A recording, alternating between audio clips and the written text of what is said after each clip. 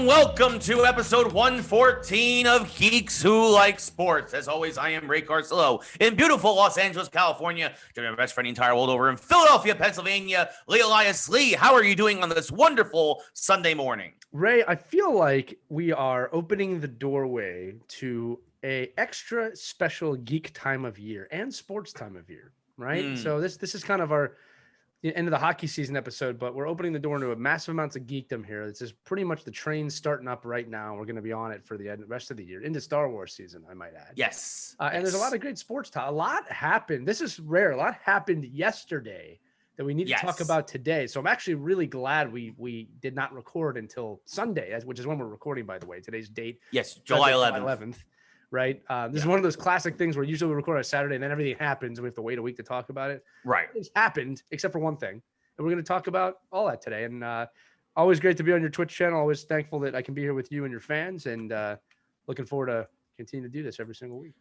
Yes, so I know we're all happy to be here. I know some folks have bounced, and that's okay because we did warn them beforehand. This is going to be a spoiler cast. Spoiler. Yes, we are. We've got hockey and basketball and soccer and football and American football and baseball. A lot of talk about in the sports world, but also a lot of geekdom, video games, DC, Marvel, and specifically with Marvel, we're going to be talking about Black Widow. And we're going to talk about the last two episodes of Loki episodes 4 and 5. Episode 6 will be the series recap next week. So if you are listening to this and you have not seen Black Widow yet, and you don't want the spoiler, but you want to listen to the episode, look in the show notes that are accompanying this. If you're watching the recording, we will tell you, it will even write in there. Caitlin will do this, our producer, past the spoiler zone of Black Widow, and then just fast forward to that part of the episode. We promise you we won't spoil anything beyond that, but we are going to spoil the film. I did want to say that too, that we said this in the pre-show. This is one of those films that even us spoiling it's not going to spoil the film for you. It might actually enhance it. I'm not going to lie to you. Our feedback here might actually enhance the film for some people. I actually believe that. Yeah, because there's a lot of people who are asking questions about certain characters and certain things in the movie that I think that we're gonna be able to fill in. Other quick things. So we're gonna kick it off with Black Widow. Interesting note: some folks are already complaining, saying the movie's a flop. Oh. It made $40 million on Friday, which, by the way, is about average for a Friday, not the weekend, a Friday for Marvel. I mean, it still could make twice as that over the course of the weekend. It's plus, so dumb. It's so dumb. Plus, we don't know how many people bought it on Disney Plus yet. We actually did an informal poll on the Geeks Who Like Sports Twitter at GWLS Podcast. If you don't follow us there, and more than half the people who voted said they watched Black Widow on Disney Plus. Right? Like, I mean, so it was a small sample size. There's also a 20% of the people said they're not going to watch it at all, which is perfectly fine. But more than half said they're watching it on Disney Plus. That's a telling thing. And the fact that it still made $40 million in the box office on Friday alone, this could be one of Disney's biggest movies overall. Yeah, I think we'll talk spoiler free for a few minutes here, just in case anybody's joining. We'll let you know when we're about to dive into the plot of the movie. So you're pretty safe right now, but here's the deal, man. 20 years ago, I cared about box office returns. I don't really look at that too much anymore. I look at, is it a good movie? Because here's the thing. I don't want to reward bad movies. Yeah. Like, I don't want it had a huge box office, so we're going to keep making them. I don't want to reward that. Is the movie good? Yeah. And again, like, to be looking at the box office I shouldn't even say post-COVID, towards the end of COVID, when it's available on Disney Plus. What are we doing? Are we rooting for this to fail? Yeah, like, it's one of those things. Are the fans going to eat their own franchise alive? You don't want these films to fail, people. You don't want that. No, it feels like the haters are crawling out of the woodwork. It's also like, the people who are negative, that needs to be shouted out. Forbes is one of the worst outlets online in general. And it was Forbes, of course, and obviously it's all clickbaity headlines, and so it gets shared. So I want to nip that in the bud right away. $40 million is not a bad number. Not a bad number for a single day, for an opening day. I would take $40 million. Especially, like you said, coming out of COVID and the scenarios going on. But real quick, what's up, Savage? What's up, Carter? Had a couple folks pop in the chat. A lot of people are buying. It's $30, and it's $30 a ticket. They're gonna do fine. Yeah, they'll be fine. And like we said, we think about at least about half the audience, I think, is gonna have got it on Disney Plus. I think it's gonna be more than that. I think it's I wouldn't be surprised. I wouldn't be surprised. Yeah. Savage talk. Let's see. Savage in chat talking about some baseball. We're going to talk about baseball later on. We're kicking the show off as normal, though, with geek stuff. Yeah, so now let's get into the spoilers. I'm going to start off with my grade, actually, for Black Widow. Right. So spoilers are beginning now. If you have not seen Black Widow, either fast forward to the point of the episode where we're not talking about it, or tune away. Black Widow, be ready. We'll continually say that throughout that. Yes. The first thing I'm going to say, it was a 6 out of 10. It was okay. Right. One of the problems with prequels that you have is that you kind of know how the movie has to end. Right, which takes away tension from a lot of scenes in the movie. Like, I was never worried about anything happening to Black Widow because I know when she dies, and it's in Avengers, not in her own movie. Like, there's no worry here, and there's no tension. The other characters, sure. It was curious to see, and I'll say this: David Harbour steals the show, in my opinion, as Red Guardian. He was absolutely hysterical. One of the few bright spots, I think, in the Dynamo, movie. Sir. Well, it's Red the Guardian. Actually, it's Red the Guardian. There's a great scene there with Yelena, who, by the way, I will say this: Yelena, who was Black Widow's sister. The movie's basically it's how she gets put into the Red Room, how her sister gets put into the Red Room. You find out that her adopted parents, as Carter gets a hydrate here already, here in our Twitch chat. Basically, you've got. You find out, obviously, that all the girls that go to the Red Room, they're all sterilized. We knew this from previous films with Black Widow, and that you find out that, obviously, her adopted parents, they were signed up to be Russian agents from the get-go, right? That this was their fate. They had no escape. And then, obviously, Dredov, the evil Russian general who, of course, wants to rule the world through his network of widows. I will control the world through all of the Black Widows. And he has like this massive network. It's not just Natasha. You find out that there's this little army that he's basically established.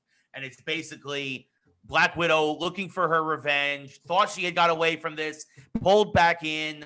Yelena finally breaks free of her brainwashing, similar in a different way, but similar to how Natasha broke away from hers.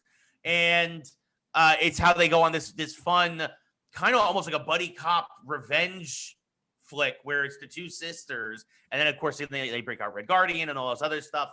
And then their mother there, you find out the mother was actually one of the original Black Widows, which again is also very much like in the comics. And or the adopted mother, I should say. And so they do actually a really good job of being true in that regard to the comics, and also setting up Yelena as somebody who I believe, we'll get more into this, will become the next Black Widow. I think Scarlett Johansson is done. This is her last film. We knew this. She's dead. That's it. She's done. Much like Evans, much like Robert Downey Jr. They're done. They might make a cameo here or there in a flashback or as a voiceover, but they're done. I think they're setting up Yelena to be the next Black Widow, and I think that is the big takeaway from this film. 2 hours and 15 minutes to set up a minor plot point for Phase 4. Lee, what are your thoughts? And we'll get more into it. And so we got a lot to end as Carter gets his hydrate. Yeah, look. Here's the deal. Ray, you're spot on. This was a movie. This actually wasn't really about Black Widow, was it? This was about expanding the Widowverse, if you will, to set up new characters for the future. I think you're right about Yelena. Obviously, the post-credit scenes with Valentina sets that up. Yeah. Look, this is one of those films that creates more questions than answers to set up the film for the future. Questions, right? Is Valentina setting up Thunderbolts? Is she setting up the anti-Avengers, right? So now she has a faux Captain America. She has a faux Black Widow. She could get Abomination to be a faux Hulk. I can keep going here, right? So I think they're clearly building that, right? They have what's his name from Falcon and the Winter Soldier that's still alive. I mean, Zemo. And Zemo could turn into somebody. So I think that they're clearly setting up that for a TV show. The other big reveal in this, again, we're talking about spoilers with Black Widow. If you're just joining us, I think the other big spoiler here, or the big reveal, is they're setting up the Hawkeye show, and that's the next time we're going to see Yelena. Is she's going to appear in the Hawkeye show? 100% a replacement for Scarlett Johansson, which is fine. Yep. We don't know what happened. Florence Pugh's great. Florence Pugh, who played Yelena, did a fantastic job. She was fine. She's great. Yeah. Look, Red Guardian and Melina, we don't know when they're going to pop up again. Obviously there's that question about Red Guardian fighting Captain America. He fought somebody, right? Yeah. At least he thinks he did. It wasn't Chris Evans' Captain America. So who did he fight? Was it Isaiah? Yeah. Right. I was thinking about that. Like, who did he fight in the 80s? That it was. My guess is it's Bucky. but that's going to be Bucky or somebody else. I mean, I've mentioned it several times. Guys like Nuke and whatever. I mean, we don't know how they're going to work in some of these other characters over the course of the years. But these are all very, to me right now, minor plot points. The film as a whole, there was a massive lack of character development with certain characters, especially with Draevich or whatever the bad guy was. Yeah, they really dropped the ball with the bad guy. Yeah. Yeah, the film was insanely predictable. I'll say this too with Taskmaster. Again, this is like a half spoiler, but it's kind of obvious who it is pretty much halfway through the film. I mean, they didn't. As soon as I saw the scene with, we'll just say how Black Widow creates the red on her ledger, I'm like, okay, well now we know who. I mean, that's obviously this person is Taskmaster. And again, they didn't follow through with that either. It was just she'll be back. So she's virtually, and here's the big spoiler, is that basically Taskmaster is just another Black Widow. It's Dreydov's daughter, basically, and they explain how that happens. And it's and a lot of people are mad because, and I'll say this. I get people are mad it's not Tony Masters and it's not the character from the comics, but I also understand why Marvel did it this way. They wanted to have a connection between the main character and this villain. They wanted to also keep within the themes of the movie. They also kind of realized they dropped the ball with other villains, right? With Crossbones and with Claw, and not having that emotional having those characters be very true to the comics kind of lost an emotional connection for the more casual fan that obviously these movies are still kind of trying to target and trying to draw in.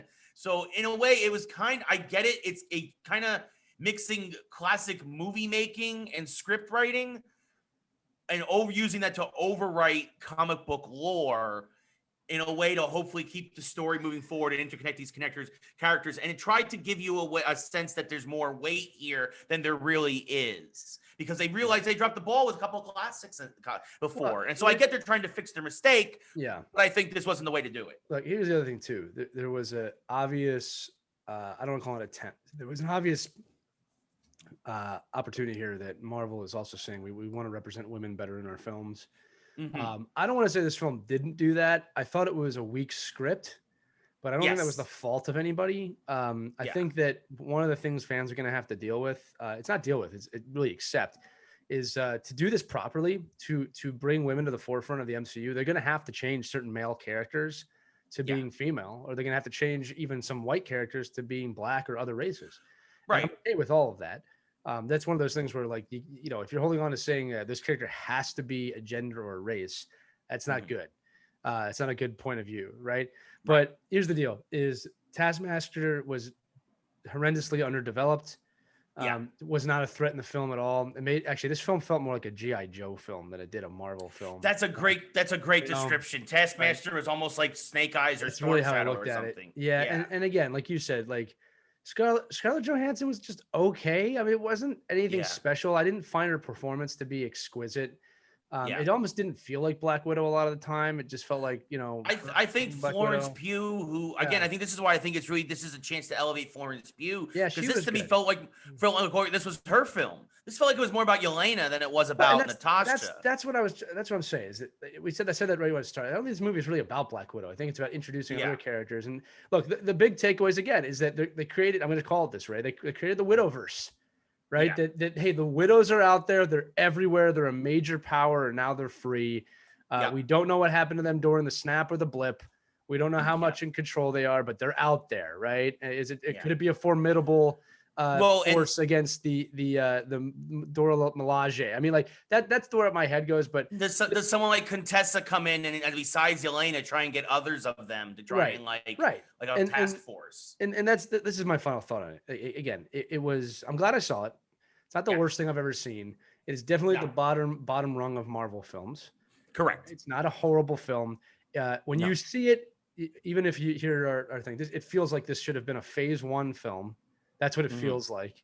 All right. Yeah. Or something else they could have done is made it a phase 3 film. That would have worked too. If this actually came out during the time when we got Ragnarok and Civil War, like it could have came out then and been really well received. Well, really, I mean, that's the thing. If this had come out when it takes place in the timeline, would have been totally different. I think this film would have had a lot more weight to it. And I also want to say, going back to the Contessa thing and her reveal at the end, I do want to say this, though. I am glad we saw her first in Captain America and the Winter Soldier. Yeah. Because I think her character was a little more developed there. Oh, I think they reshot that, Ray. I completely think that was redone for this film. It might have been. Yeah, might be right. I don't think for a second that that's how they were going to introduce her. Yeah. I think that there was probably either a different after the credit scene, or maybe she was in a film. I think once they knew this was coming out after Captain America, they changed it up because they assume you know who she is in this ending. Right. Yeah. They did no introduction whatsoever, like they did in Falcon and Winter Soldier, Captain America, Winter Soldier. And it just, by the way, she's the anti Nick Fury. I forgot to say that too. Yes. Right. She's the anti Nick Fury. She's got an anti Black Widow. She's got an anti Captain America. Abomination is the anti Hulk. Like who am I forgetting? Hawkeye is their first target. Yeah, and who's? I mean, I don't know who Iron Man would be in this, but like, Justin Hammer. They could get Hammer.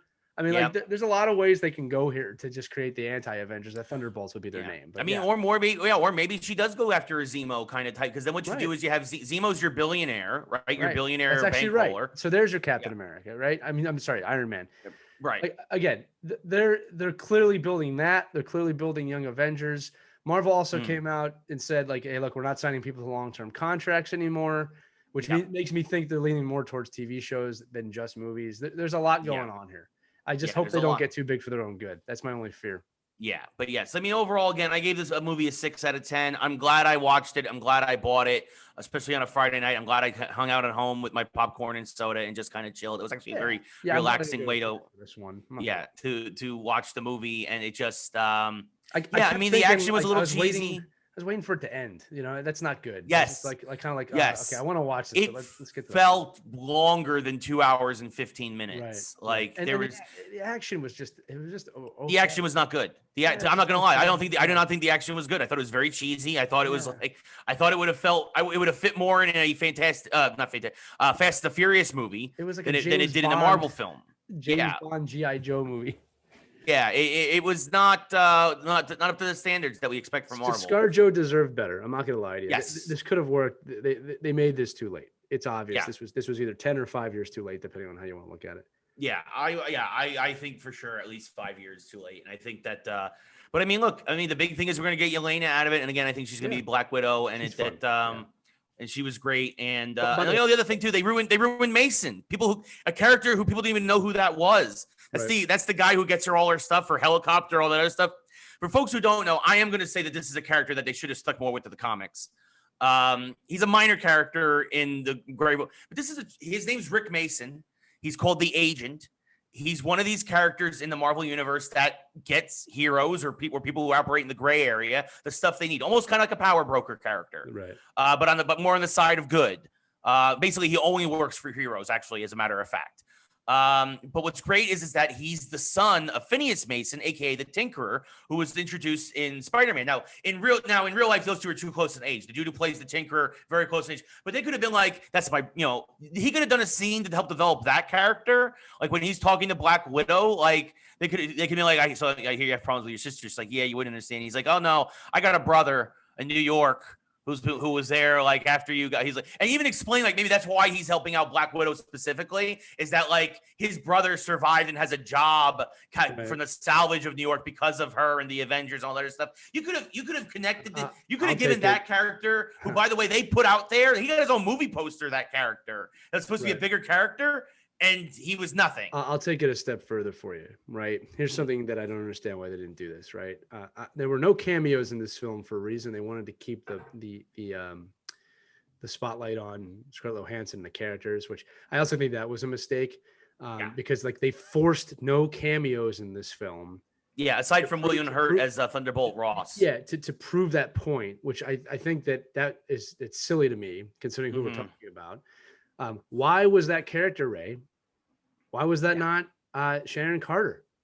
Building up to be the power broker. Another female lead. Why wasn't she there helping out Black Widow at that time? It was fresh off the time she would have ran away. She was on the run too, the same as Cap. Right. Exactly. Why was she not there? You know, and it's just that doesn't make a ton of sense to me either. That would have been a great tie-in to Falcon and the Winter Soldier. So anyway, look, it was okay. It's worth seeing. It's worth a watch.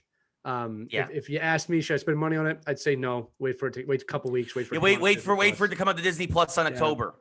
First week of October, it'll be on Disney Plus for free if you have Disney Plus. Right. You could wait on this one. You're not going to miss anything. There is no. I guarantee there is nothing that will happen in Shang-Chi that this movie will affect whatsoever. I guarantee it. And by then, after that comes out, this will be on Disney Plus. And to be fair, this film was supposed to come out a year ago. So it's just that's also true. A lot of victim of their time here, but overall, meh.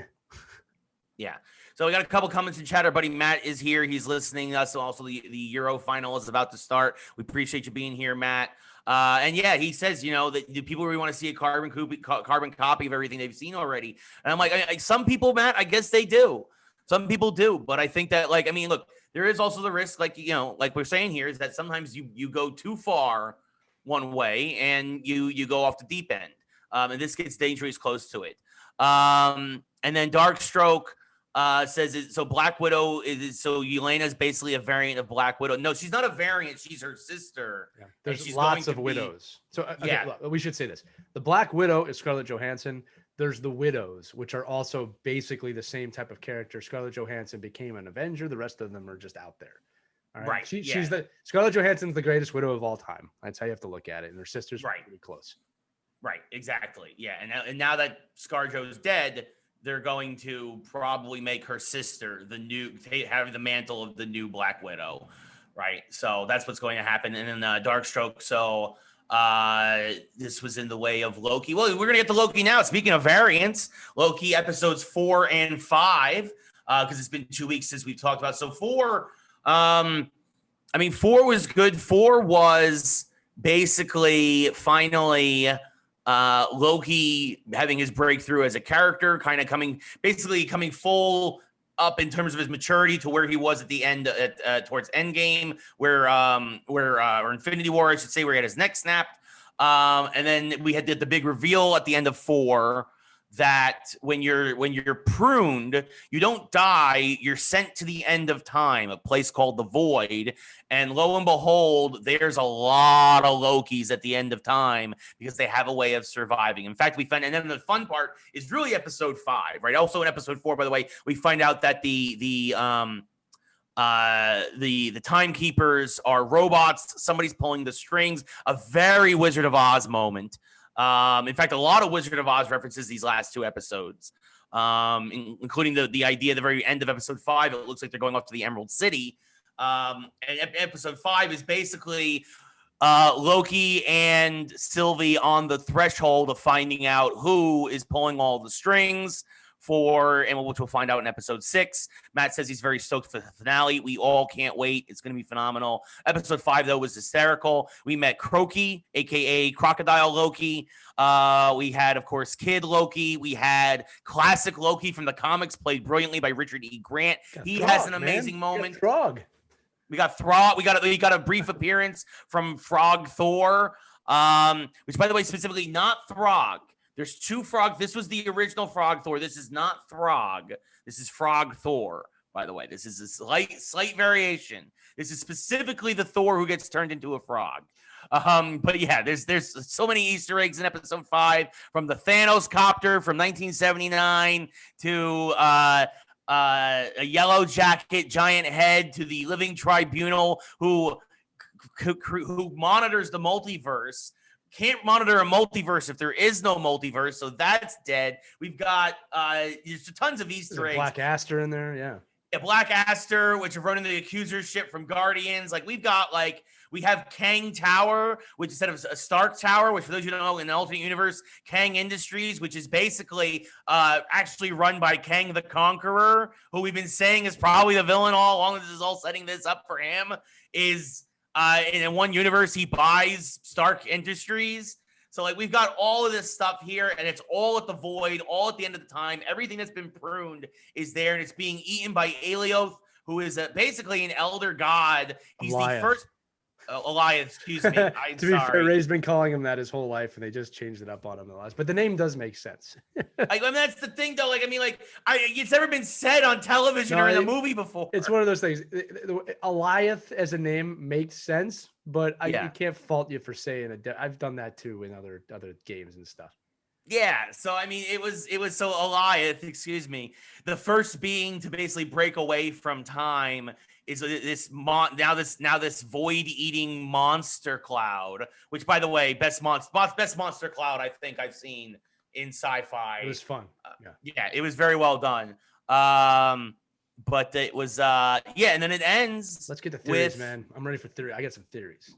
So let's jump into the theories. Episodes are great. Can't wait for the end. What are your thoughts? Well, first thing I want to note, this is the note. I'm going to blow Matt's mind here, and maybe yours too. Something I want to note, okay, is that in Scarlet Witch, right, in WandaVision, we were able to see the Scarlet Witch create a reality for herself, pretty much a town, maybe some characters, right? I think it's important to note that they show that old Loki can recreate Asgard in a minute.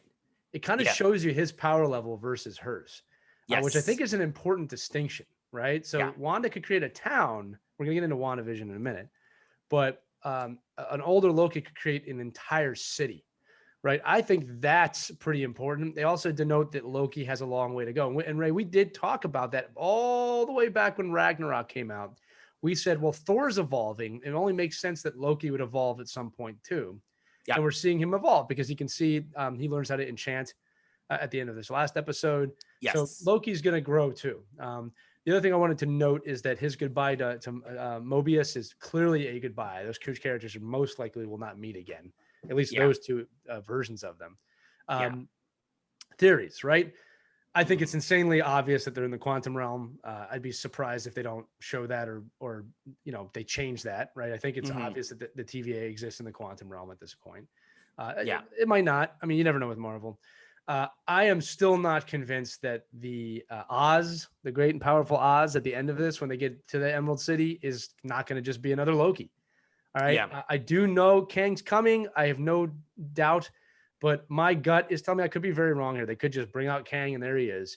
But my gut is telling me it's going to be more of a Thanos reveal that Loki is at the end of the tunnel because the show is called Loki and there's a Loki pulling the strings and that he reports to Kang or something like that, which would be a complete full circle to the end of Avengers 1. Yeah. All right. But that's what I think. I think that they're in the quantum realm. I think they're going to obviously have a Nexus level event that's going to break the TVA apart. And that the multiverse of madness will be created. And then we're going to get a flurry of trailers over the next 3 weeks for Spider-Man and Eternals and everything. And what if of like, this is why this is happening. And Thor Love and Thunder, that Jane Foster is probably a variant from a different timeline. And all of these things are going to exist at once. So what I'm predicting, Ray, is the first 4 predictions I made, no matter what happens, all hell is going to break loose at the end of this show. And that I hope we get a multiverse montage of this like that across the board. We're like, oh my God, what is coming next? And it's like, you have to wait for a movie. Right. Yeah. Because I'm excited about that. And I think the whole, we said this since the start of the show, Ray, all of phase 4 is going to be them dealing with the multiverse. That's the big bad, the next phase leading to Kang. So I will be surprised. I'm not saying it's not possible. I will be surprised if there's just a full out Kang is here, like kind of reveal. Yeah, No, I could see it being Kang. I could also see it being what you said, where it's a Loki that reports to Kang. Yeah, or Kang as Loki. Like I just have a hard time thinking Loki's not there. I actually want to bring that up because there was supposedly a tweet that Marvel put out saying, look at all the Lokis in episode 5. And they had a picture of B-15 in that montage. And then they pulled the tweet down, one of the agents. And now people are wondering because we saw a boastful Loki, right? Which again shows that not every Loki, I mean, we know this, not every Loki has to look like Tom Hiddleston. Obviously, Sylvie makes that true as well. But the question is what if almost all of the TVA are Lokis? I would not be surprised. Outside of Ravonna and like maybe a couple others. I did say that. I'm not trying to pat myself. I did say that like in the first episode. There's something weird here. There's just something weird about this. So wouldn't it make sense for Loki to collect all the Lokis to make an army of Lokis? I mean, again, theory, not a prediction. I just think that look, I'll say this too. Knowing Marvel, this is one of my more out there theories, I guess. It could just be they arrive there and here's the guy and there's the end of the show and blah, blah, blah. look, the key is this. It doesn't really matter who's in there. It doesn't matter. Mhm. What matters is that the multiverse is exposed and it's going to affect the entire MCU. Yes. Spider-Man, Thor, Eternals. What's the other movie I'm forgetting? There's another movie coming out that I'm forgetting. Spider-Man, Thor, Doctor Strange too. Doctor Strange, Shang-Chi, yeah, all of that. Ant-Man. I mean, like that's what's going to happen is over the next year, we're going to have to follow the Avengers as they try and figure out the multiverse. And Kang is probably the key to closing it or controlling it.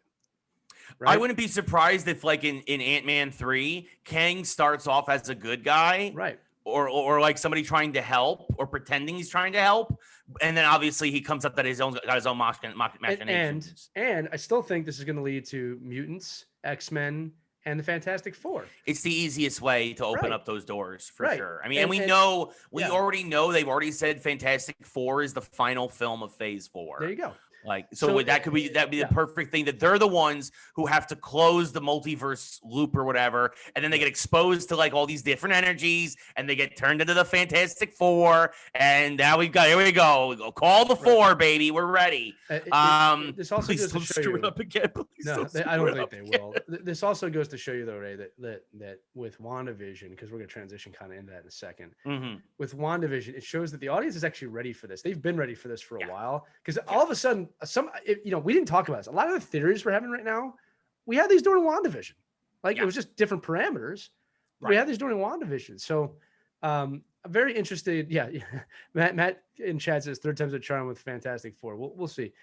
Look, I think the audience is ready. Nobody's complaining. I will be devastated. I really mean this. I'll be devastated if this show ends on a like. I'll be like, if they just tie everything up super neatly. It's enough teasing. It's enough teasing. Yeah, just we're ready for it. We're ready for it. Yeah, we are ready. And Darkstroke asks if this will be the longest episode in chat. It's got to be I would say it's got to be an hour. Yeah, I think it's going to be like around the length of at least the first episode, which was close to an hour.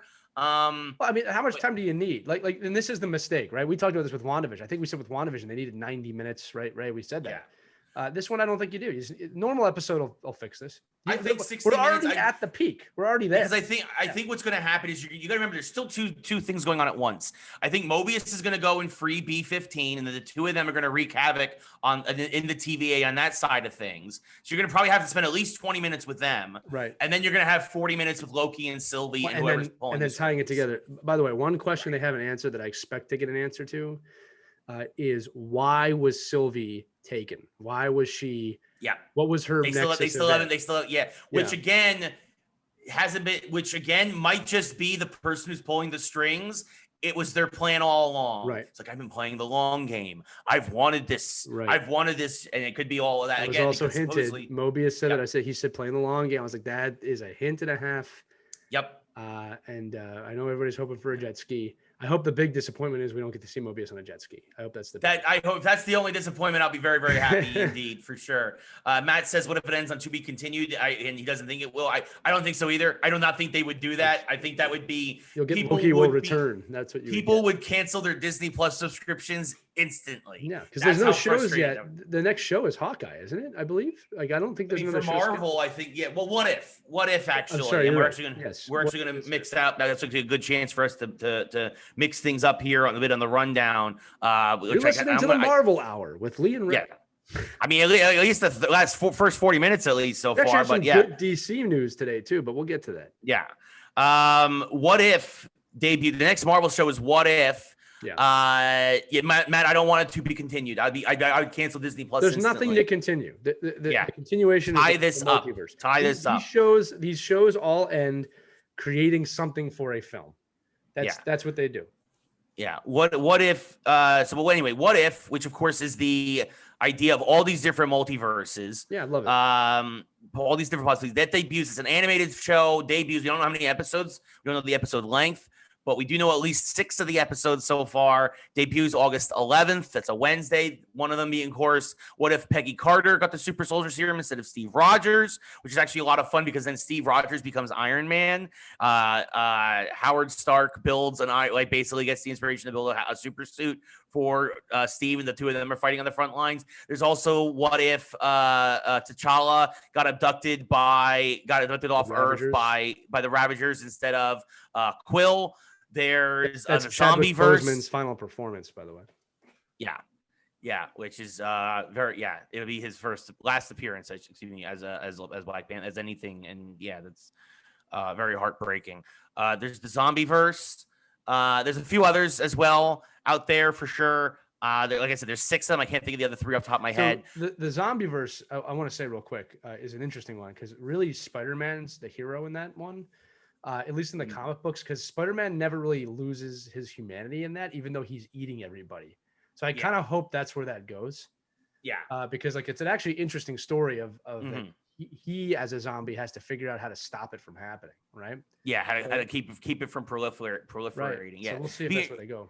But this is a fun thing. This was a series that started in the 90s. It's a whole lot of what ifs. It's always been a lot of fun. And again, it hints at the idea of a multiverse. And they show one scene of Doctor Strange like falling through a portal. And it makes people wonder, is Doctor Strange, are these the different realities that Doctor Strange is seeing, like in Avengers Infinity War, right? When he's looking through everything, these are all the different worlds and everything that he's seeing. And one of them, by the way, is actually Doctor Strange. His cloak of levitation, instead of going and bonding with him, it bonds with Spider-Man, where Spider-Man it looks like there's one, I think, where Spider-Man becomes Sorcerer Supreme and Spider-Man, which I think could be a very fun thing, where what Doctor Strange doesn't have his accident kind of thing, and then New York needs a Sorcerer Supreme, and they pick Spider-Man of all people. Yeah, it'll be good. It's gonna be good. Yeah. It's obviously multiverse based, and I'm excited about it. They've done what ifs with Star Wars, they've done what ifs with lots of different properties. It's always fun. I'm glad they made it a TV show. Yeah. I think all of the episodes would be not inconsequential to the plot and timeline of Marvel, like the cinematic universe, but I love variant stuff. I think it's awesome when we got to a point we can even do that. So I'm looking forward to that show. We'll be streaming that one for sure. Yeah, for sure. Over at streamlounge.io, like we're doing the conclusion of Loki this Wednesday at 5 p.m. Pacific, 8 p.m. Eastern. Yes, it's how Ray and I have an excuse to watch it twice in one day. Yes. And speaking of Doctor Strange, the last thing on our Marvel news is this was interesting. They tweaked the scene of Wanda in the cabin, the last scene of WandaVision.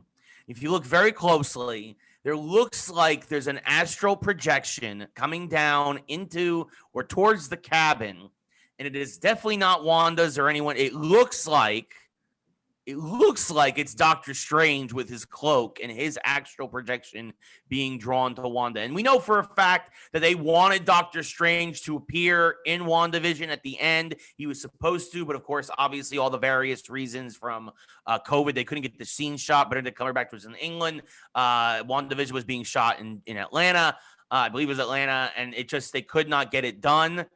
Now they have they added this digitally, this white blurry thing that looks vaguely like Doctor Strange.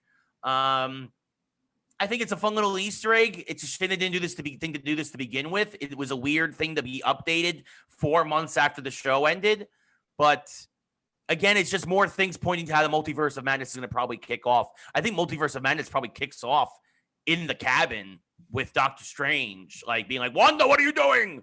So, Lee, I don't know how it's going to kick off, but yeah, it's a little weird. I still can't tell if people just noticed it now or if it's been there. There's people like, oh, it's a camera problem. If it was a camera problem, they would have fixed it.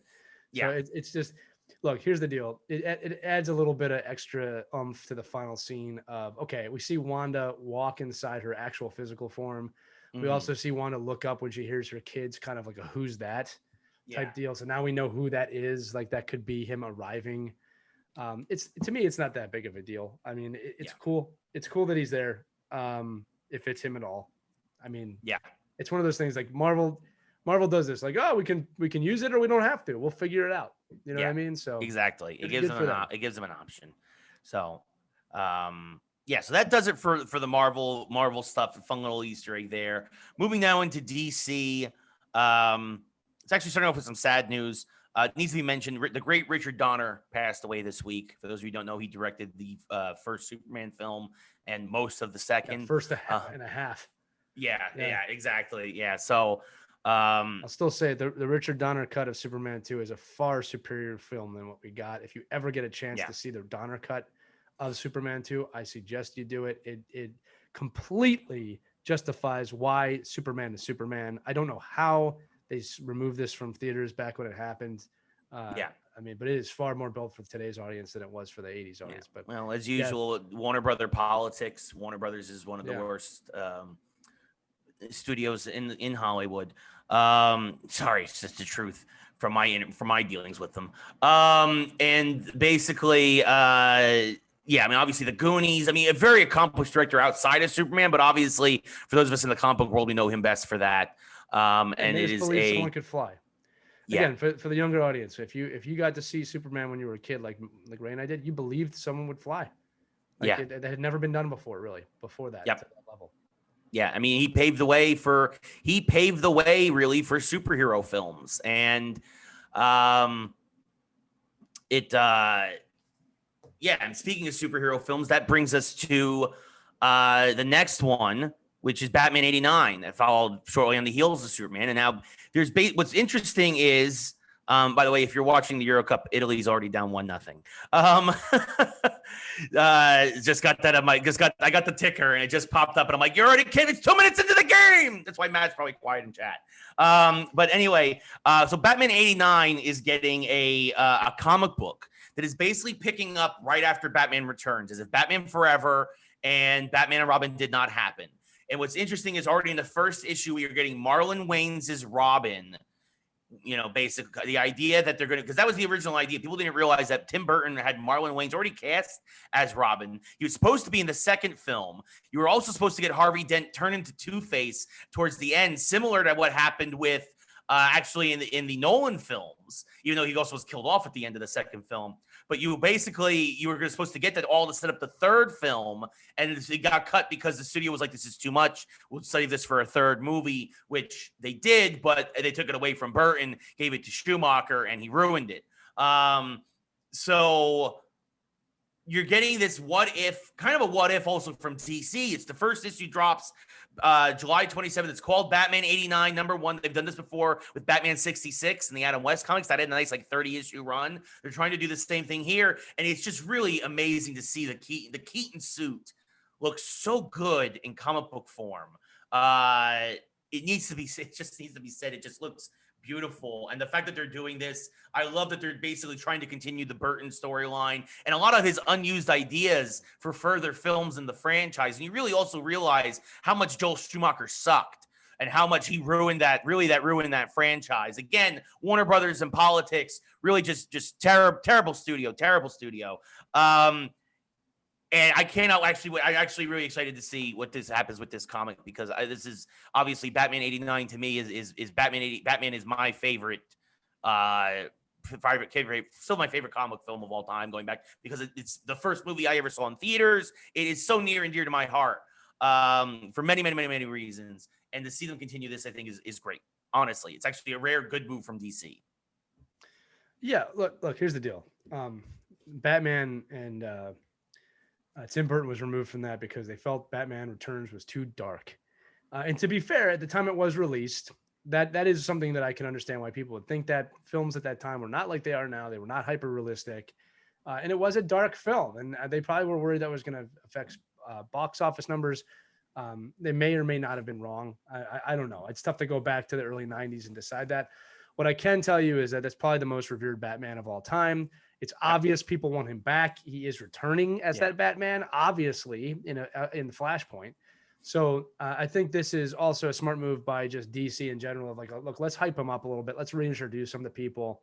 Ray, I don't know if this. I'm guessing these are going to be canon to that storyline. Yeah, that might have something to do with it, right? Like they might want to just expand the character a little bit to get him ready for Flashpoint, because we know we're going to get an older Bruce Wayne in that film. So I'm excited about this too. Batman '89 is a very fun version of Batman. And again, the consummate Batman to most people our age, right? Yes. And we were, as you kind of said it, we kind of robbed of that character, when again, Batman Forever had a lot of great ideas, a lot. It was just made at the wrong time. That is a movie. Wrong time with the wrong director. Right. That movie would be, again, we don't discuss this enough. Everybody just hates that film. Man, Batman dealing with the duality of Batman and Bruce Wayne, the Riddler, Two-Face, Finding Robin. These are really great storylines that could have worked. They were just, I'll call it McDonald-fied, because that movie was all about getting Happy Meals sold. And that, and especially Batman and Robin. Yeah. I mean, even Schumacher famously said it's like the movie's very toyetic, right? Like he even famously said it well after the fact, which again also shows what happens when a movie studio as terrible as Warner Brothers sinks their fingers into something beloved. Here's the thing. This is what I remember, right? I remember, and this says something. What I remember about the promotion for Batman Forever, I remember there was a McDonald's commercial where he like takes the Batmobile to get a Big Mac. Like I remember this. Yeah. Right? Oh yeah, because they promote the glasses. The glasses set. Yeah. Yeah, I remember the toys. You know, it's just like there was not much about Batman. I mean, you know, and it's a shame. Yeah. Right. And I remember the album too. I remember there was a big deal about the albums from the. Oh yeah, it was Seal and Kiss from a Rose and all that other stuff. Was on there. It wasn't a horrible soundtrack, but I'm saying it was everything but Batman. Yeah. It was. It was terrible. The stuff around it, like you said, the story, the idea, there were good ideas there that were implemented poorly by the wrong guy. Tim Burton should have still been in charge of that film. And again, that's a BS political kind of thing that is basically now AT&T, but what Warner Brothers is infamous for. I wish he had a shot at Superman too. I still think that was a mistake. I still would have loved to have seen his version of Superman as well. And that's I think Tim Burton you might not like his style, but he gets superheroes. Yeah, in his own style. He created his own style. I mean, a lot of what we have. Again, Matt, we got to talk about this, buddy. It's like Batman wasn't dark before that.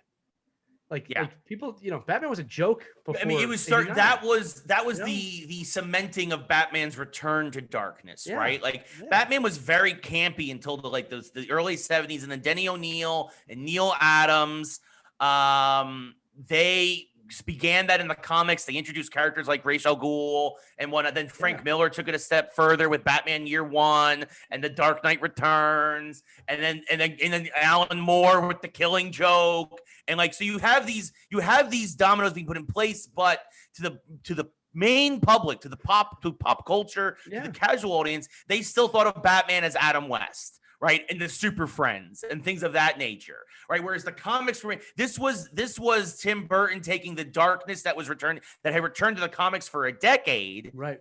And bringing it in and putting it in front of the general mass audience. If you were born in the early 80s, that's what Batman's been for you most of your life.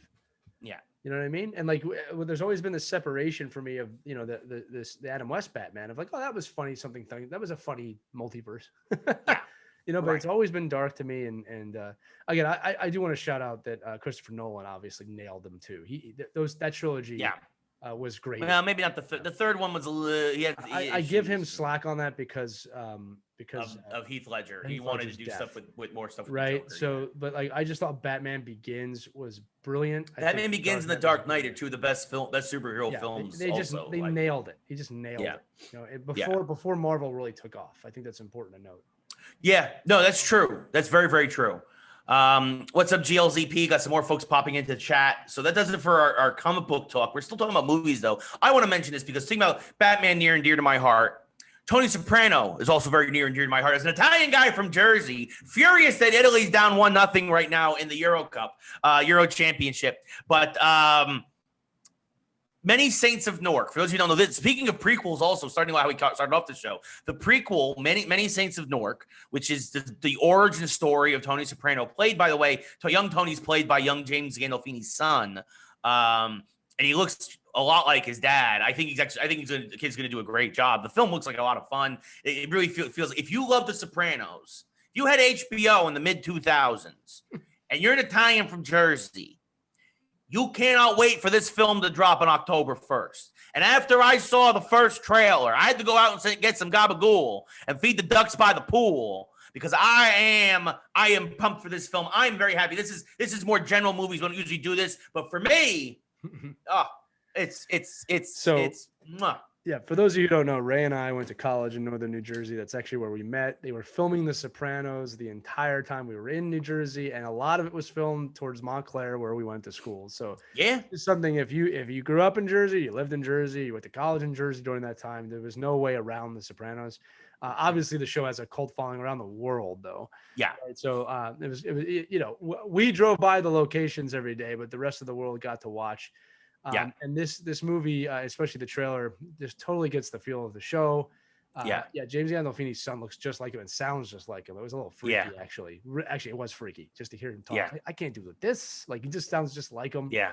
And then obviously it's telling the stories that you heard about in the show about, Uncle Dickie and how he had revered this man. And Dickie's also the father of what's that character's name? Christopher, right? Who's a major character throughout the entire series. Right. So. And you get to see now why there's such a big age difference between Tony and Christopher, and it's also the reversal, because in The Sopranos, Tony takes care of Christopher because Christopher's dad took care of Tony. I don't want to spoil The Sopranos because I think a lot of people are going to find it again, but how that story ends without giving anything away is about to have a tremendous more meaning. There's no way they're going to be able to not touch on that somehow in this film. But it looks great. Can't wait to see it. I'm kind of looking forward to seeing Newark in the 70s, which is a weird thing to say. But yeah, no. Well, you got Joker showed you Newark in the 80s, and now you got. It's. That's one of those little pop culture things. I was thankful to be up in northern New Jersey and New York City during the time I was. And, I remember, man, when that show was ending, crazy.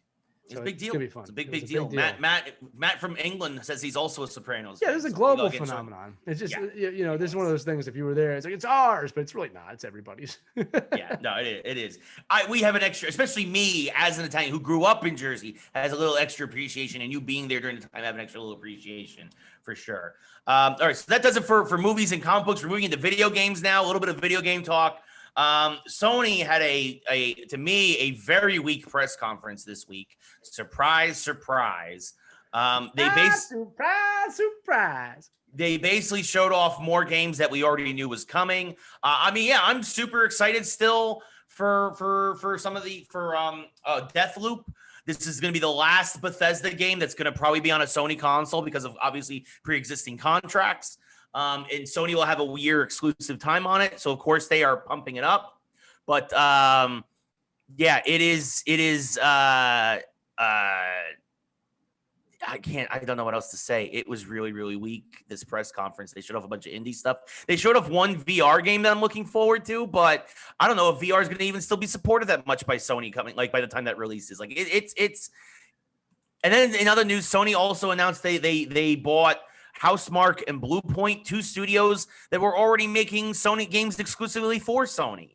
So also Microsoft is going out and getting a bunch of other studios that haven't worked for them before. Sony is just making themselves bigger by acquiring people who already made stuff for them and putting them under their umbrella.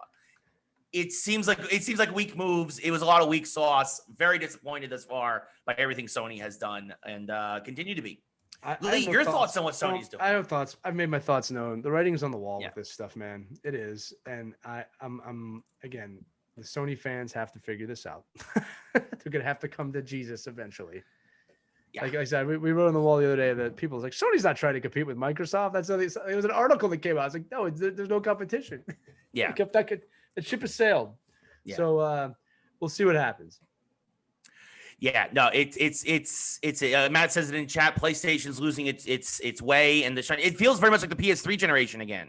It feels like they got cocky again with the PS4, and they're making all the same mistakes they made 10 years ago. Like what are you doing? Here's the deal: when you compare console to console, specifically Microsoft and Sony, they're neck and neck almost all the time. There's drawbacks. Someone takes the lead. I don't think there's neck and neck here. That thing is a monstrosity, the size of the PS5. All right, Xbox is way better. I mean, it's not close. I'm not saying that PlayStation can't come back and make a comeback. I actually think they can. I just think you're right. Matt's right. They lost their way. They don't. This is not a competition right now. They're getting their ass kicked. Yeah, I mean, in my opinion, they are too. Like, I mean, I'm watching again. Yes, they got off to a big head start. They got off to a big head start this generation. They rode the momentum of the last generation, no doubt about it. But again, most of this is anecdotal, but I've talked to a lot of folks in the industry, especially in the games press, who have basically folks who are Sony diehards. And said for the first time, I know one person in particular who was Sony their whole life. And they're like, no, it's Xbox this generation. It's Xbox. Like you said, that thing's not only a monstrosity, Xbox has better games. Game Pass is a better offer than whatever PlayStation's offering. I can go back, though. It's like when Sony's like, here's the controller. I'm like, these guys are super unprepared. Yeah. Like, this is obvious. It was obvious. Yeah. And again, the COVID did not help them. I'll give them that. I'll throw them a bone with that. But no, but it hurt everybody. COVID hurt everybody. Yeah, Xbox has taken over. And like I said, I don't think Sony's dying. I don't think they're going to disappear. I think PlayStation is going to become a games company just like Sega did. And I think that's the future. Yeah, I think they're going to get out of the hardware game, I think, at some point. Should. They'll probably make more money. I'm not, again, they'll probably make more money than if they were selling they don't make money on the consoles. Yeah. Speaking of money on consoles, Nintendo announced a new console this week, which has come up to mixed reaction. But that's the thing. So it's a slightly bigger screen. It's slightly better resolution. It's an OLED screen for the Switch, the new Switch. It's going to have silver controllers, which will still work with the old other Joy-Cons, but you'll have silver now. It's very much like Matt's saying in chat. It's very much a reiteration of the original Switch. It is not, and then here's the speculation. People are saying like this is not the Switch Pro. That there is a better Switch coming. This is like a stopgap. That's the mid-season finale. Yeah, but the thing is that Super Nintendo Switch, Nintendo Switch Pro, whatever you want to call it. This really feels like. Unless you don't have a Switch already, right? This feels like I don't know who the audience is for this. This feels like the Nintendo's first misstep in a while. No, you just said it. Are you buying this thing? No. Am I buying this thing? No, because we already have a Switch. Now they are going to go for the holiday market for everybody who doesn't have a Switch. They're probably going to surround it with Zelda 2. That's what's going to happen here. They're just trying to bang that out. Look, here's the other thing about the gaming industry that's changing, Ray, is like people don't want new systems when they're still loving the games on the current system anymore. They need that to transition. That's why the systems are not going to be the thing moving forward. It's obvious. Like people want to play Zelda Breath of the Wild forever. Yeah. They don't want a new thing where it's not compatible. And I know they're changing that obviously with forward compatibility, but like you need this stream of consciousness now where you can just upgrade without having to, throw away your old games. Right. Or I should say archive them. So no, this is not the future of Switch. It's not time yet. The Switch is not old enough to have a new version of it. So it's just it's a money grab. They're probably not making a ton of them, and look at what they get. Yeah, and I forget who. I think it's Samsung. I'm sure Samsung is also. There's something going on with their probably with that deal who are making the screens for them and stuff too. So I'm sure there's other stuff going on. Matt asks, have we played new Skyward Sword? No, and I don't plan to. Matt, I played it the first time around and it wasn't my favorite Zelda, so I'm probably not going to play it again. So no plans for the new Skyward Sword there. That's being released for a new audience that hasn't played it before that needs a prequel to Breath of the Wild 2. And I was going to say, it feels like this is trying to, people who haven't played it before and they're going to do something with that. With Breath of the Wild 2, like you said, Zelda fans are pissed. I don't know if anybody else is pissed. The temperature of that water. Zelda fans are pissed. It's the 35th anniversary, and they didn't do anything. All right, Skyward Sword was not. To be fair, we just mentioned COVID. It has come out, and it sounds like the original plan was for Breath of the Wild 2 to come out this year. Right. They lost almost a full year of development time because of COVID. That's fine. So, to be fair. Yeah, that did hurt. And if that is the case, if that is true, then could have just said it though, man. Like, yeah, I know. Well, I mean, that's said, hey, what? We're gonna celebrate the 36th anniversary because the numbers don't effing matter. Right. Well, I mean, and that's the thing. I think Nintendo sometimes keeps things a little too close to the vest. Right. Whereas I think if they were more direct with that, I think that people would be, like you said, a bit more forgiving. So. Yeah. But Zelda fans are not happy in general. I wanted Ocarina of Time, but I also understand that that's not the 35th anniversary of Ocarina of Time, but it is the 35th anniversary of the original. I didn't say anything with the original, which is amazing to me. Yeah. You know, I didn't even see a book of like 35. Well, and the thing, they did something that people didn't want. They're making a Game and Watch. Yeah. With the original. Like, come on, man. Game and Watch? Really? That's what I'm saying. But I also know collectors who are going nuts over that, but that's not me. So this was, I expect them to go all out for the 40th. I'll put it that way. I hope so. I hope so. Goodness. So moving on now. So, one last video game story. Ubisoft made an announcement this week that has a lot of Assassin's Creed fans up in arms. I'll say this, so we've seen this before. We've seen it with Fallout doing an MMO, Fallout 76. We saw it with Elder Scrolls Online. We've seen big franchises transition into the MMO space, especially if they have continuing storylines or persistent worlds. And so as they have announced Assassin's Creed Infinity, which is going to be in the vein of those games where it's going to be in a persistent world MMO in the Assassin's Creed universe. I want to know how this works, though, because are you allowed to go to a bunch of different time periods? Is it all modern day garbage? Because I'm going to tell you right now, if it's modern day, I'm not interested. In fact, I'm going to say this. I don't mind the modern day stuff. I like it as like the bookends of the story and the different time period. I don't want to live in that modern world story. I also honestly don't want an MMO.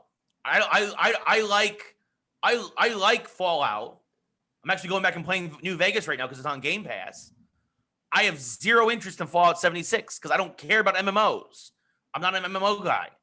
I don't have the kind of time to dedicate to an unending game.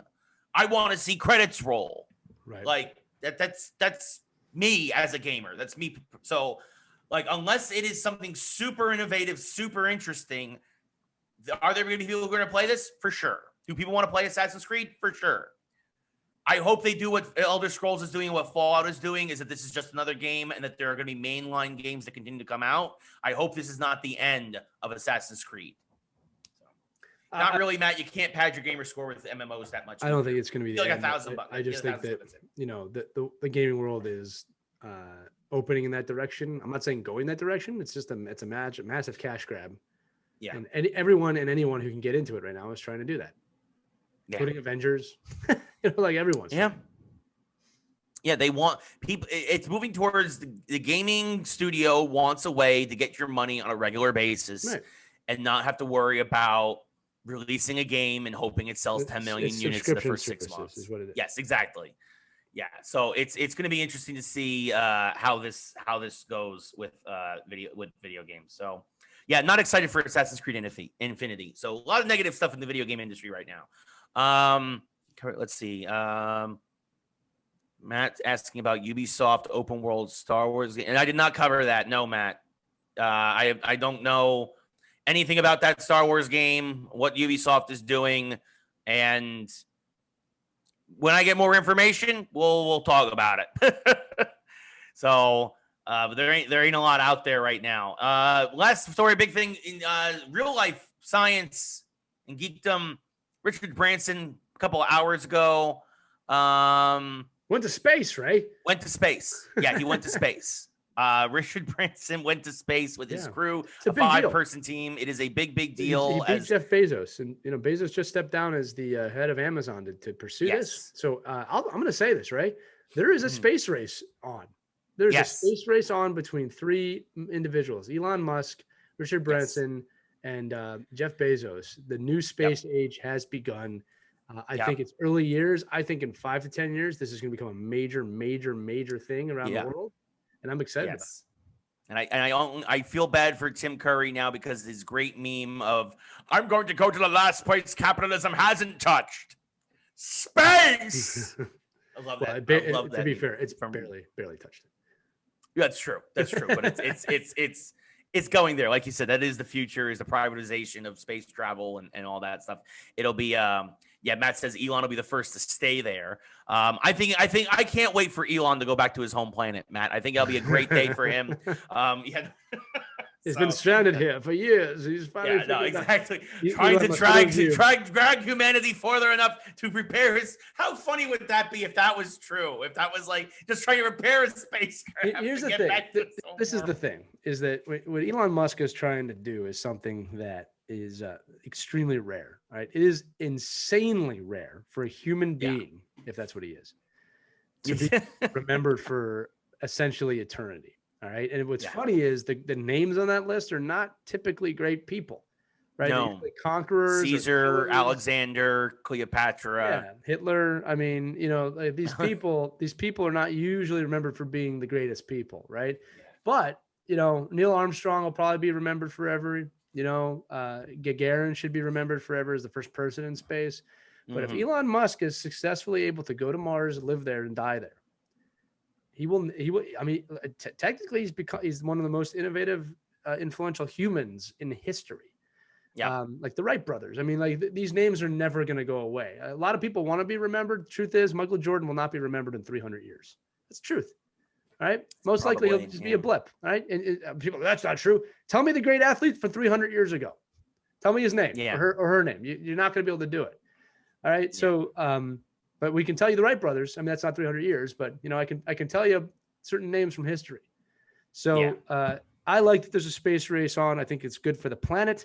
I think it's good for America, for lack of a better reason or better word. And I think that it's time for us to start focusing on human innovation again and to reach for the stars and to look at that as a positive. And yes, they are trying to commercialize, privatize space travel, but I think this is a good thing. We need something like this right now to feel good about ourselves again. Yeah, I think it is, and it is the future. It is the future. Yeah. It's colonizing worlds is the future. Like again, science fiction turning into science fact. That's it. It's I'm just gonna say this again, man. Is that especially after the last year, we're too independent now, and we're too outside of our clans. We're too outside of our tribes.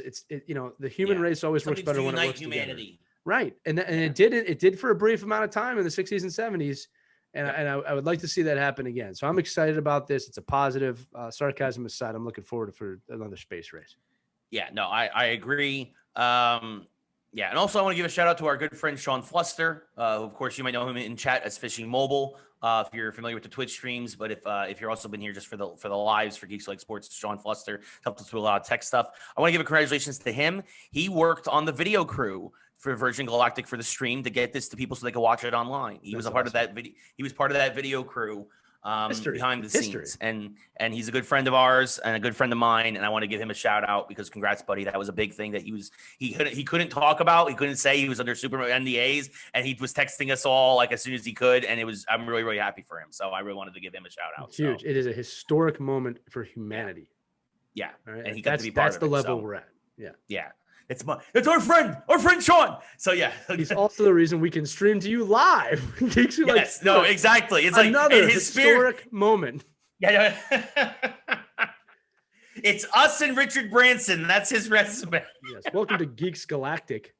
Yes. Today on our 2-hour flight to space, we're going to talk about the NHL. No, just go ahead, Ray. Oh yeah. Speaking of that is the end of our geek section, and that we are going to move now into the NHL and NBA and all the other fun sports and stuff. NHL playoffs. The Stanley Cup has been awarded in 5 games. The Tampa Bay Lightning repeat. They absolutely trounced Montreal overall. Although Game 5 was very close, it was 1-0. Of course, Game 4, Montreal won in overtime to at least so that they didn't get swept or beat on home ice. But Tampa Bay was clearly the better team. We were expecting this to happen a couple of times to Montreal, but the clock struck midnight when they got down to Tampa or Amelie, Florida. And it was, Amelie's where the Panthers played. They played Amelie Arena. That's what it is. Oh yeah, Amelie Arena. That's what it is. St. Petersburg. Yeah. In St. Petersburg. Yeah, it's Florida. Still surprised there's hockey down there. No, I'm kidding. But yeah, no, the Lightning, the Bolts, back-to-back champs, the Penguins, the last team to repeat a few years ago. People are all calling it back-to-back asterisk championships because of the cap thing this year. Look, they played within the rules. It is what it is. If you don't like it, well, that's tough. I got stuff to say about this. First off, look, the Lightning have been the best team in the league for the last 3 years. Overall, they have been the most dominant hockey team for the past. Vasilevsky stood on his head the whole playoff. That's number one. Everybody, again, look, this championship was architected when they re-signed Steven Stamkos in 2016. If Tampa Bay was Boston or Toronto or any of these northern cities, this would be the greatest thing that ever happened to hockey. But because people have this really weird phobia of Southern hockey, they're not being awarded that. Let me put it this way. This is one of the greatest hockey teams of all time. Winning back-to-back is hard enough as it is. In COVID years, it was harder, not easier. It was harder. You had multiple season stops. You had COVID. You had divisional realignments. You had playing teams you never played before, and they're the best team. You had a goalie that stood on his head. He was, I think, the first goalie ever to get shutouts in every single elimination game. Are you kidding me? People with an asterisk, you kidding me? Yeah. The Tampa Bay Lightning deserve everything that they've won. They very well could have won 3 cups in a row. They're going to be good moving forward. They are a dynasty in a lot of ways right now. Okay? So start treating them like hockey royalty because they deserve it. They've earned it. If it was any other team above the Mason-Dixon line, you wouldn't have a problem with it. It really bugs me that people are not giving that team their due. And then I also hear, they don't have fans. They don't have real fans. They have amazing fans. I have met Tampa Bay fans. They are diehard like the rest of the country. They just haven't been around as long. All right? If we were talking about the Panthers, that would be a different story. All right? Yeah. No offense to Panthers fans, but Tampa Bay has some of the greatest fans in the league. They love their team. And one more thing, Ray, sports-wise, this right now is the greatest sports city in America. Yep. Tampa Bay. Whether you like it or not, they've had 3 teams make finals. They're the first team to win 3 pro championships within a 12-month period. 2 of them from the same sport, by the way. Fastest back-to-back cup champions in history. That's the only thing you can put an asterisk on. Yeah. All right, just date-wise. All right. I don't care. And they don't really have a basketball team. Yeah, they don't. That's okay, the thing. So the only come to reality. Orlando and Miami are. Pittsburgh has had its time where Pittsburgh had a lot of different championships. Definitely not the Pirates. Yeah, right? Poor New York, Pirates. Tampa Bay. They're in that conversation now as one of the greatest sports cities in the world for this time period. Yep. And they're not stopping. The Buccaneers are not going to get bad. Yeah. The Rays are okay. The Rays will make the playoffs. The Rays are a wild card team right now, so they'll make the playoffs again. And you got back-to-back cup. What is wrong with everybody? Yeah. Respect the city, man. That's unbelievable. Congratulations, Tampa Bay. All right. Yeah. I wish you not continued success, but the people. No, they earned it this year. They are the team to beat. They were the team to beat coming into this tournament. Absolutely. I mean, no surprise as we. Yeah. It's just, I you take your asterisk so you can blow it out your rear end. That's horrible. That makes me think you're not a real hockey fan. No, people are looking for excuses and they're sore and they're bitter and they're probably Bruins fans or something. I don't know. Just guessing. But maybe. But maybe. Congratulations, Tampa Bay, on really what is one of the greatest sports years in history in sports. Really. Yes, and it's great to see Canada not get the cup again. So sorry, had to give them that. Real quick, just Montreal. Amazing postseason. I just want to say that. Amazing postseason. It was a Cinderella run. It was. To beat Tampa Bay would have been a Herculean task. I mean, I don't think it mattered who got there at that point. I mean, too much experience. You had Nikita Kucherov, who was on another planet, literally in his post-conference. Yes. But also, he's playing out of his mind. I mean, look, to give everybody, Ray, I don't know if you know this, to give everybody an idea of how well he was playing in the playoffs, he just ranked top 5 all time in postseason points. Yeah. And the only other 2 names on there are Lemieux and Gretzky. Yeah, that's the level he was playing at. And this cap nonsense, money does not buy championships like that. 18 million especially. I don't want to hear it. All right, they won because they're the best team in the league. I just that's an excuse to me. All right, it's an excuse to me. You know, there were other teams that are over the cap too. No one's talking about them. That's why I'm saying it's an excuse. Get over it. They're the best hockey team in the world right now, and we'll see what happens moving forward. Yeah, it'll be interesting to see what happens indeed. But yeah. It for sure. Again, congrats to Tampa Bay. One good thing for the Rangers. Congrats to Adam Fox. I don't pay attention to a lot of the trophies, but it's very rare that the Rangers. That's because they're very rare the Rangers get any of them. But Adam Fox got the Norris Trophy, best defenseman in the league. He deserved it too. And he did. He had an amazing year, offensively and defensively. Like he was the best defenseman in the league. Rangers need to build on that. For sure. Yes, please build on that. Rangers are on the verge, man. Like that's. I'm telling you, in the hopefully Galactic gets them over. Yeah. They got a great new coach. They got a great team. I expect them to be in the playoffs next year. It's playoffs or bust. Not cup or bust, but it's playoffs or bust next year. No, I agree. They need to get into the tournament again next year. So, and also one little sad story. Not a little sad. It's very sad. goaltender for the Blue Jackets, passed away. I can't say his name. Lee, could you help me out with this one? I don't have it in front of me, but it's hard. Like he died during a really unfortunate firework accident. Matiss Kivlenieks. I'm so sorry. It's I'm okay. mentioning So his kid's stop, name. stop making it worse. Anyway, Yeah. I'm teasing. Look, the Blue Jackets young goalie, 24 years old, was hit with a firework mortar in the chest. Which in the chest, he passed away. It was a very unfortunate accident. And one day we here in America will stop celebrating our country by blowing up small chunks of it every year. It's really it is a very, very unfortunate accident, and also shows that why these things should be left in the hands of professionals. Totally. And that is heartbreaking to hear. So our condolences to him, his friends, his family, the Blue Jackets organization, all of that. Hockey fans have treated that with class. I'll say that too. Yeah. Hockey community has come together with things like that. So, look, the hockey community is a special community. Yeah. Moving on now from NHL to NBA. We are in the midst of the finals now. The Suns are up 2-0, I believe, or I'm not sure. Did they play last night? I missed a lot of sports yesterday because I was at the it's two. Yeah, game 3 is today. Game 3 is today as we're recording. That's what I thought. Game 2, the Suns are up 2-0. Everybody's rooting for Chris Paul. The Bucks have been completely outmatched these first 2 games. The Suns are running away with games 1 and 2 down in Phoenix. Of course, it'll be interesting to see what happens now the series shifts to Milwaukee. But I would be genuinely shocked if this series goes more than 5 games. I think you're going to see similar to a Tampa Bay Montreal situation where you'll see a split in Milwaukee and then the Phoenix Suns win game 5 at home to close it out. Absolutely. The Suns look dominant. They got through their toughest challengers in the first couple of rounds, and they believe. They're rallying around Chris Paul. They believe, like you said, they know they are the better team. Devin Booker's playing amazing. Everybody's contributing. I can't see. I mean, knock on wood, I can't see the Suns losing this. Maybe it goes 6, but I can't see it's the Suns series to me. They're up 2-0 and they've took the first 2 games handily. It's just nice that we don't have to say, oh, that guy's there. Well, they're definitely going to win. Yeah. So it's a nice difference, change of pace here for the final and finals in the NBA. Yeah, the NBA finals. And we'll see what happens. But either way, whoever wins, I have no attachment to other teams. It would be nice to see the Suns win. But yeah, it's good for basketball. Yes, a smaller market team that.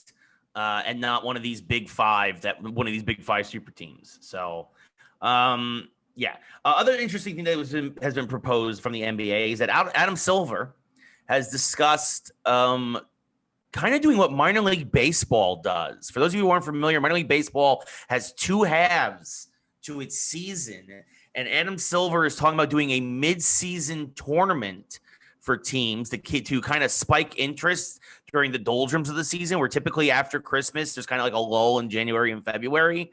And the All-Star game isn't doing as well as it used to. So he's looking for alternatives.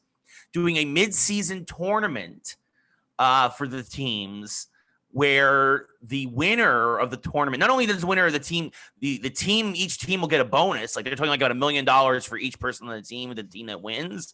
But they're also talking about the organization getting an extra draft pick if they win this midseason tournament. I think this is fascinating because suddenly, even for teams that are bad, you've got something interesting to play for now in the midseason. Like, or if you're a team that said maybe you're not going to make the playoffs, but you get hot in the middle of the season, right? Or you come together, like you get off to a slow start and your playoff contention, you might not make the playoffs. You're a bubble team, but you're clicking now. Like, I mean, I think this is an interesting idea as an alternative to the All-Star game and to also get people interested in basketball in the midseason. I think it's interesting that basketball is even talking about stuff like this. Lee, what are your thoughts? Ray, I think America is uniquely one of the only countries on the planet that doesn't do something like this. And I think a lot of Americans don't even realize that, right? When you go to Europe, you look at football, soccer, even ice hockey, okay? There are 3 championships every year. Now, in America, the big prize is winning your postseason title, That is always the prize. That's not going to change, by the way. Winning the Stanley Cup's not going to come second. Winning the Lombardi is not going to come second. Right. But in Europe, there are 3 championships every year, right? First off, the big championship in Europe is not the playoff championship. It is the regular season championship, which in hockey would be the President's Trophy, right? That is usually the big. That's why sometimes you see, Ray, Europeans in this country celebrate winning a league title because it's a big deal. So I would love to see a shift to that. The third one, and this is where I would be very interested, Ray, is in European countries, they actually call this a cup tournament. Okay, but what the NBA, I think all sports should do this. All right. And when I got to England, Ray, we did this and I thought it was weird, but I ended up loving it. Okay. What the sports do is your first meeting against an opponent, both home and away. So if we're doing this in basketball, it would be the Knicks' first time going to see the Sixers, and then the first time the Sixers go to see the Knicks. They are cup games. Okay. And then that is a separate standing, right? So only your first 2 games against every opponent matter in this cup tournament. And that's how you seed the cup later on, right? So I would love to see that in basketball where, okay, your first home and away matchup against any team, that's how the standings work. That's how you get your points. You reseed, you go through a tournament to win this midseason cup, right? I think that would be fascinating. It's something else to win. You're going to have to deal with a lot of people saying stuff like, oh, it's not real. It's not the thing. But, over time, I think it could find its thing. Dan Saunders coming on here. Good friend of the show. He says, interesting idea, but I'm skeptical in the era of load management. Guaranteed playoff spot could be interesting. I think there needs to be more incentive than a draft pick. I agree with that. I think the incentive is winning another championship, right? There's nothing wrong, in my opinion, with having a hierarchy of championships. Not only that, but you open the ability for, I call it the immortality clause when I was coaching, is if you can win all 3 in 1 year, it's also known as a treble in England. All right. If you could win your cup championship, your regular season championship, and the championship, that's almost like Shula's Dolphins winning an undefeated season. And I'll tell you this, it would not happen a lot. All right. But look, people in this country will call it a money grab. But I like the idea of that, Ray. I like the idea of a cup tournament. And here's the deal, Ray, just to finalize this out. You'd be able to have this tournament halfway through the season because halfway through the season, you should have, in theory, already played a bunch of the other teams, either within your division or around the league. It could be done. Yeah. No, I mean, and like you said, it'd be very rare. I mean, like that's like in hockey, right? Yeah. How rare is it for the President's Cup winner to actually win the cup? It's super, super rare. Right. Again, this year it would have been the Avalanche. And obviously the Lightning are now hoisting the Stanley Cup. It's only happened 7 or 8 times in 100+ years. So it happens less than then to have that team also in a mid-season tournament. Yeah. Like it would be amazing. It'd be it's good for the fans. It's good for the game, right? You give people reason to watch. I mean, look, I would love for that in baseball, to be perfectly honest with you. And I hate Oh God, we're gonna get into that. We got plenty of baseball to talk about later. Right. But first we're gonna go to. I would love to see that. I think that'd be cool. First, we're gonna go to American football. College football. We've been talking about this a lot here in the show. Sponsorships and now it's official. Players can now officially make money on their likeness. That the NCAA is relaxing their draconian rules. And because of that, sponsorships are rolling in. Barstool Sports now has Barstool athletes, people they're directly sponsoring. Mission Barbecue is sponsoring the entire offensive line of Notre Dame, which is a great idea because those guys can eat. And God knows that that's part of the reason why a lot of these rules came out, because a 300-pound offensive lineman cannot survive on a $10 food meal card per week on a college campus. What? So these guys are going to probably get all the barbecue they could eat. But you're right. And it's fantastic idea that this is going to happen. Yeah. I like seeing the creativity because everybody just kind of quickly assumed like, oh, well, there's basketball and NCAA football. But no one's talking about the other creative ways like Barstool, like you said, they're getting a lot of athletes. All different kinds of athletes, gymnasts and swimmers and all this other stuff. Right. Everyone's getting a creative deal. Some company, mark my words right now. Some company is going to sponsor a very low level unknown sport athlete just to do it, to be the first person to do it. My guess is it's going to be something like water polo or darts. The first curling athlete. Right. It's going to happen. Mark my words. Or you know what's going to happen? The first esports athlete in college, because we're seeing college teams now for esports. So that could be an interesting way to see things go. That's going to be That's gonna be fantastic. But this has been something that has been needed to happen for a long time. Yeah, honestly, and this is also finally means we know college football is coming back from EA Sports in the next couple of years. It also finally means they can probably, with the blessing of the NCAA, use the player names and likenesses, which was always the bugaboo with that game. Was always the albatross on they around the announced neck. that knowing this was coming. They had to. Yeah, they had to. The other thing too is that there's going to be some growing pains with this. There is a dark side to this as well, but it'll work itself out. Yeah, and I think what's also interesting is now Reggie Bush has now also filed a lawsuit against the NCAA, asking for his records and asking for his Heisman and all his stuff to be reinstated. And I think they should be. I think they should. I think that everybody who's ever lost anything from this stuff, it should be given back. I agree. 100%. Put their names back in the record books. They deserve it, honestly. Because here's the thing. Nobody doesn't say, oh, Reggie Bush did this, Reggie Bush did that. Everybody still knows he did it. Just put it on paper now. Officiate. Give him his trophy back. The question, Ray, is did it affect his ability to perform? And the answer is no. He was that good. Yeah. Speaking about money in football, this was an interesting story that came out this week as well. The Washington football team. This was a huge fine. $10 million the NFL fined the Washington football team. $10 million. $10 million. For those of you who are familiar with the lottery in the East Coast.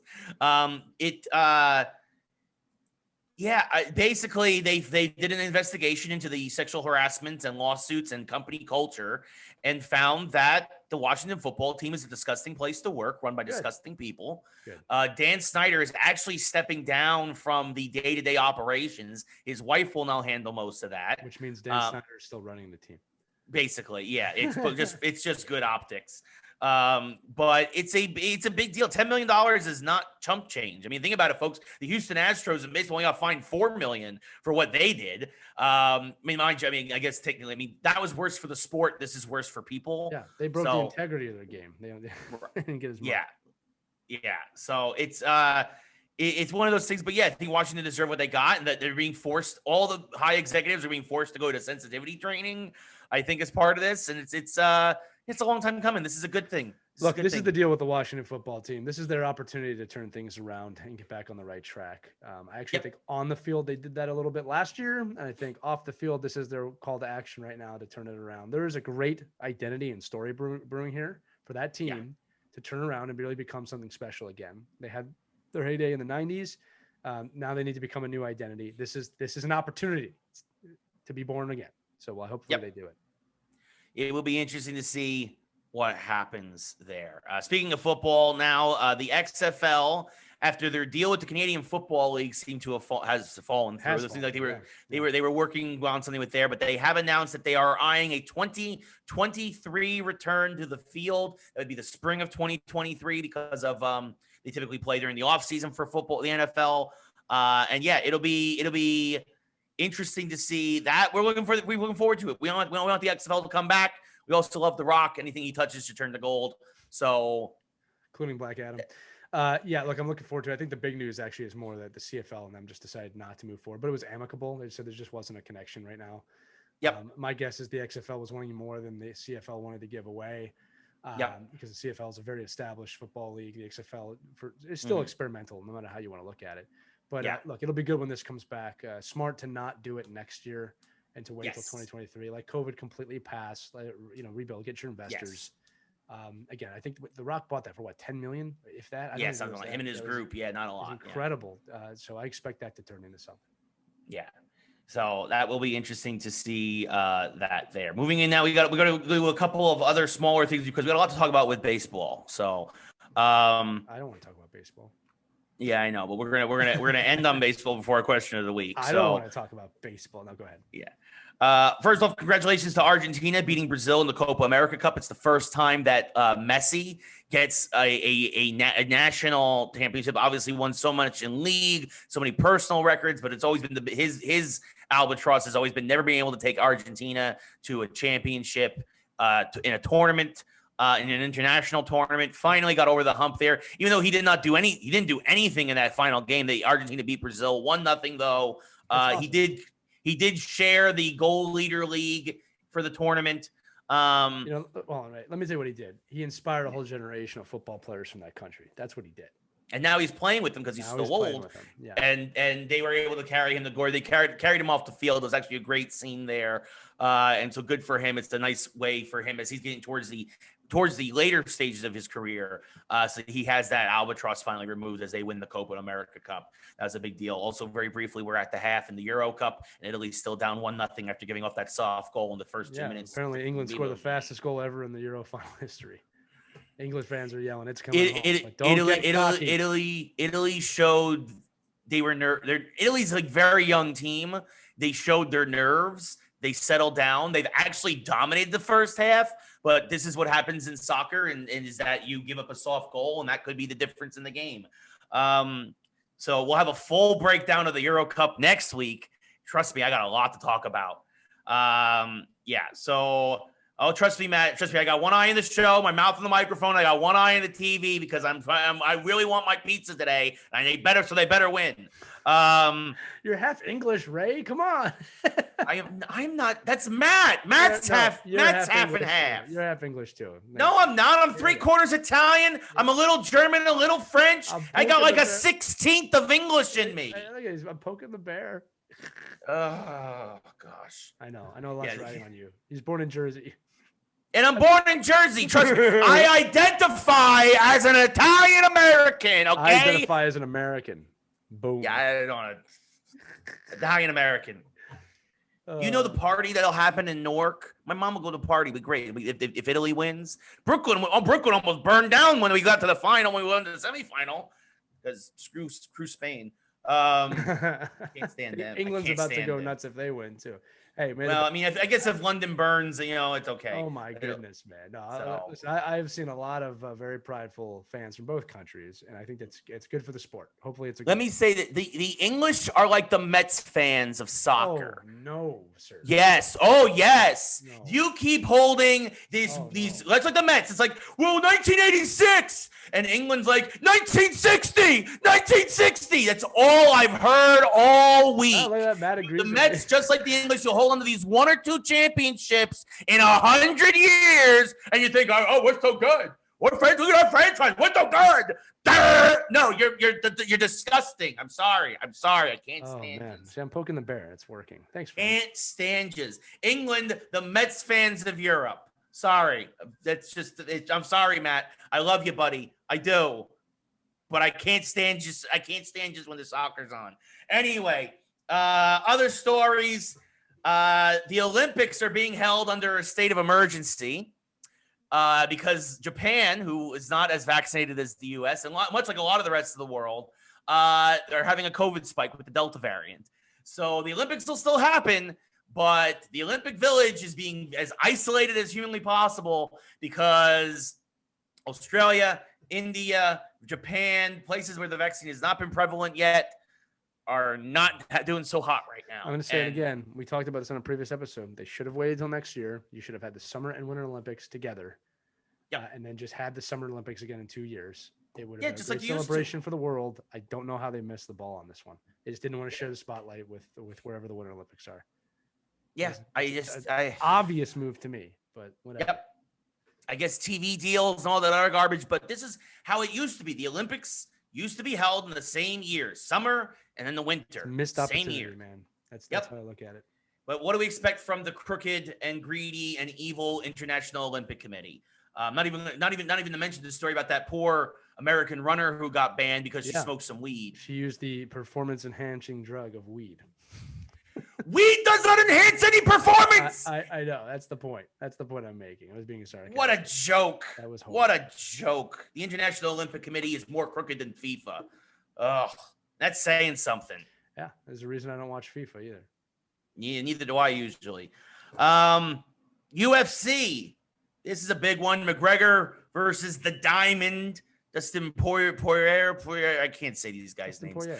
Poirier. There we go.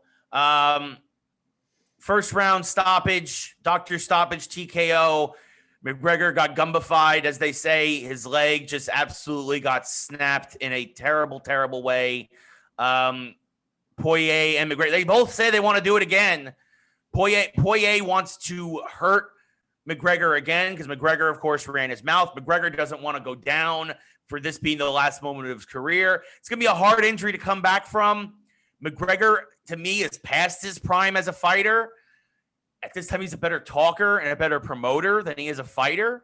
His prime was amazing and spectacular, and he should be celebrated for his championships and what he did during his prime, but he is not there anymore. I don't care what he says. It's time for him to step down. He's lost. Poirier won 2 out of 3. It's over. It's done.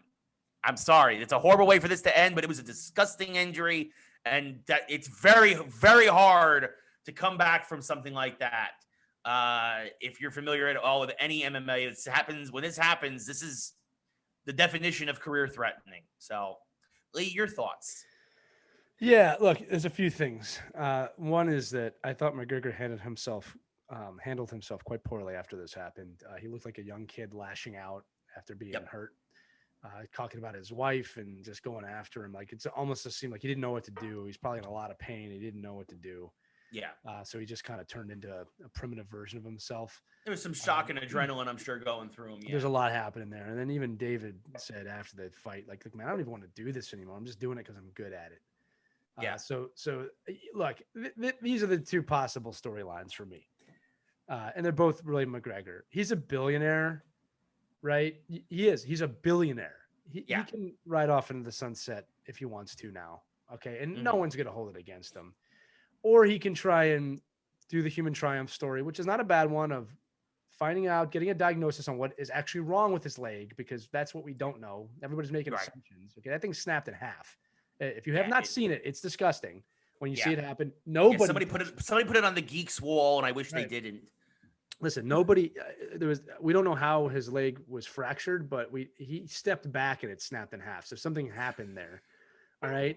The other thing too is that it is an amazing story when people come back from that injury. It is possible.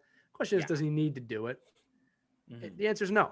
All right. Now, if he doesn't, he does it successfully, that's great, but he doesn't need to do it. And I think everybody's coming to too many assumptions too quickly. He needs to go see a doctor, see what's wrong, see what's going to get done. He is definitely getting pins and stuff put in his leg. All right. It was a clean snap. All right. So it'll be interesting to see where he goes. But yeah, I was a little unsettled with his reaction. After the second fight when he was defeated, he was actually all class. In this one, he was going after the guy personally. David, he didn't want to deal with it. He said, I don't understand what's going on. He's coming after my wife. He even said, like, man, I hope he's okay. I just hope he's okay. Yeah. Like, so, again, he looked like a wounded animal. That's what, and again, that probably shouldn't surprise anybody, but you got $1 billion, man. Your legacy is still pretty intact. Just ride off into the sun. It's okay if people always wonder what if with this one. All right. Just let it be. Yeah. Let it be. You had an amazing career. You did, but I don't know, that it's a shame. I'll tell you this, no matter what happens, it's not the last you're going to see of him. So no, he'll be out there. I mean, people are talking about him going WWE or all this other stuff. Like, the dude can still talk. He'll be a great commentator, all this other stuff. Like, his brand is still out there. He's got his bad whiskey or whatever. I mean, I don't know if his whiskey's bad. I've heard it's bad, but it just happened. Like give it some time. See what like people. What's his name? Alex Smith almost died from something like that. So just let it play out. Almost had his leg amputated. Yeah. Like, I mean, that's the thing. It was rough. It was rough, and again, I think I would not be surprised if we see McGregor come back out and just kind of talk a little normally later. He was clearly wounded and didn't know what to do. Yeah. No, I agreed. One other thing, speaking of people running their mouth too much, this was interesting in AEW this week. A Florida fan, this is the first show that they've gone back on the road, right? This is happening with WWE now too. They took down the Thunderdome. AEW is now back on the road. The wrestling shows are starting to travel again. They went from Jacksonville, which is their home base. They went down to Miami. So, and then next week they're going to be in Texas. So they're going to start moving around. A fan tried to rush the ring, and this is one of our boneheads of the week. Fan tried to rush the ring. I want you to understand that wrestling isn't real. I love wrestling. And AEW is like my 90s wrestling back in its prime, right? It's a great show. And Jericho versus MJF, who, by the way, MJF is like, and I've told you this before, it's like the young Triple H gimmick with prime Rock mic skills. Like, the dude, MJF is already, if he's not already, going to be one of the biggest stars in wrestling. He is that good. He's a great performer in the ring. He's great on the microphone. This rivalry with Jericho has like taken him to a whole new level, which I don't even think he needed to be at. But now he's going to be the best in the world one day. For him to get somebody to hate him so much, this dude tried to rush the ring, shows how good he is as a heel. Like, he's one of the, like, I have not seen a heel this hated in a long time. He is so good at it. It really, yeah, it is. He makes you, he blurs the line better than anybody I've seen in years. Definitely anybody from WWE I've seen in years, but just period. Right. Who's the greatest heel you've ever seen? Let's give it some context here. I mean, it's hard. I mean, Rock during his prime was a terrific heel. Triple H was obviously great. Vince McMahon as Mr. McMahon, that whole thing with Stone Cold. Like, yeah, I mean, like the late 90s, like he is in the mold of those late 90s heels, MJF. And it has been a long time coming. But to this fan, who then also, by the way, tried to blame Jim Cornette in his podcast. For those you know, Jim Cornette is one of the greatest bookers, managers, a lifer in wrestling, one of the saints. Wait, not I shouldn't say the saints. He's one of the longtime faces of wrestling. Nobody knows more about wrestling except for maybe Vince McMahon. It's Vince McMahon and then Jim Cornette in terms of the wrestling knowledge hierarchy. Okay. Even Cornette came out and said, he's like, look, I hate AEW. He does not like the product, does not like the show because it brings up a lot of bad memories of him when he worked for the WWE in the late 90s.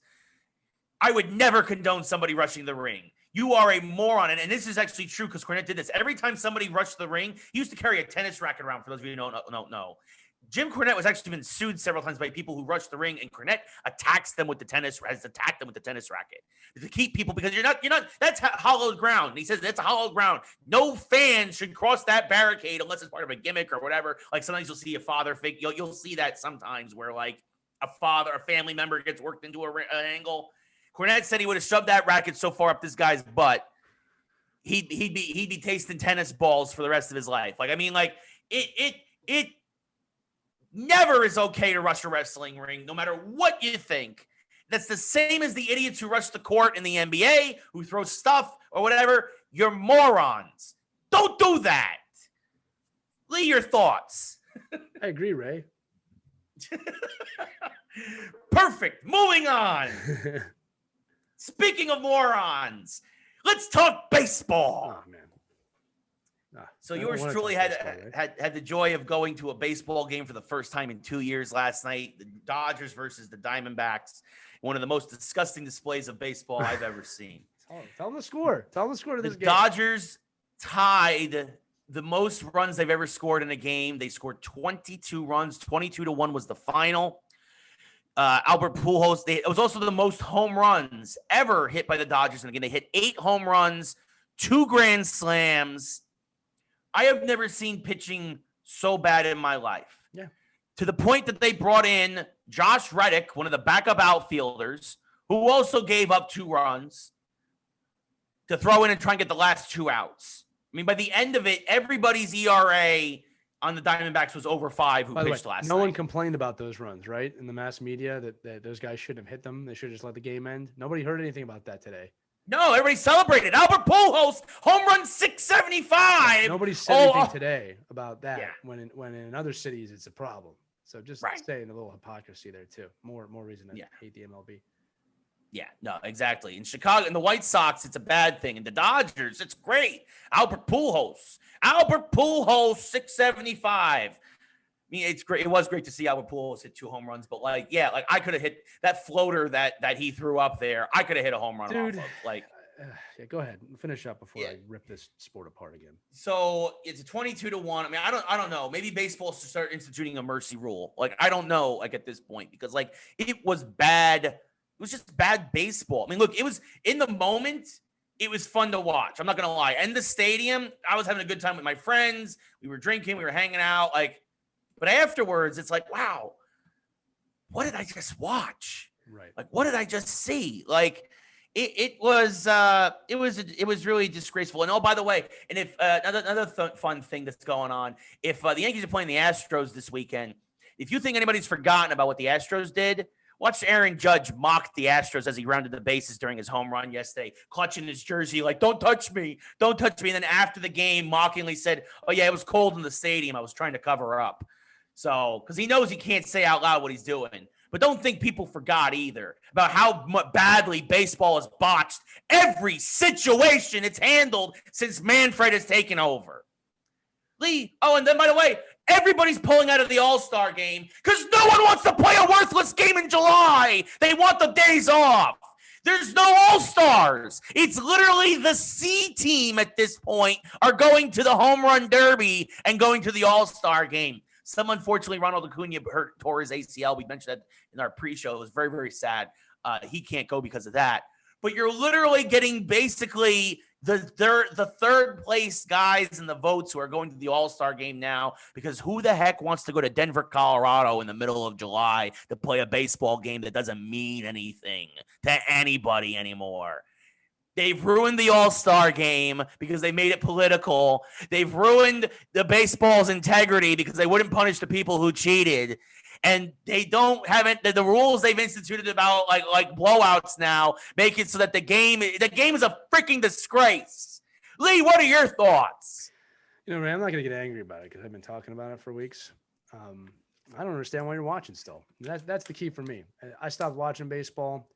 I want people to understand, again, I've said this before. I love baseball. I love the sport of baseball. I hate the MLB. What you saw last night is a joke. And I'm going to say this again, not that you were with your friends having a good time. That is what I love about baseball, is you get to go to a game and relax. Okay. I don't understand this anymore. Like, this is, look, let's just paint the landscape here a little bit. I'm a hockey fan first. God knows we get our own criticism about our sport from people who don't know much. All right. Baseball's become my probably least favorite sport now. Okay. And I know enough about baseball. I'm not a fan who doesn't understand the game. I know baseball. What I don't understand, baseball fans, and none of you, not one baseball fan has defended themselves with this. And I'm not even asking them to, but this just goes to show that I'm onto something here. That position players are coming in to pitch, and baseball fans are taking the approach of, oh, isn't that funny? It's a joke. Are you seriously okay with this? Baseball fans, are you seriously okay with this happening at the rate that it's happening? It's not once a season. This has happened 15 times already this season, that a position player is coming in to a position. This is like it's basically saying like the team gave up. Going into net in hockey. Yeah.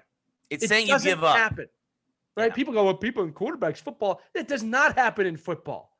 It does not happen unless it's a trick play. I have never seen anything like this. 22-1. We're okay with this. Position players coming in, deadening balls, not punishing cheaters. Yeah. By the way, the Astros did a nice little replica ring night, I think, right? They did something stupid with that.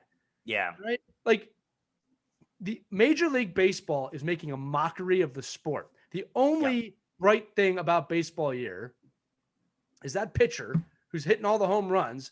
Ohtani, yeah. Thank you. All right, that's the only bright sport, and I can't enjoy it because this league is such a joke. He's a modern day Babe Ruth playing right field. You and have going a into modern pitch. day Babe Ruth, and your league is a joke. I do not understand for the life of me why fans are still watching this sport. I will tell you this right now. If the NHL had cheaters to this level and position players were coming in to play net, I would start to have a hard time watching after a while. Yeah. All right. I do not understand why baseball fans are putting up with this. They continually give that league money. And the fans that defend the sport, right, they don't defend what I'm saying. They just go, it's baseball. Yeah. Be better. This is a joke. This sport is a joke.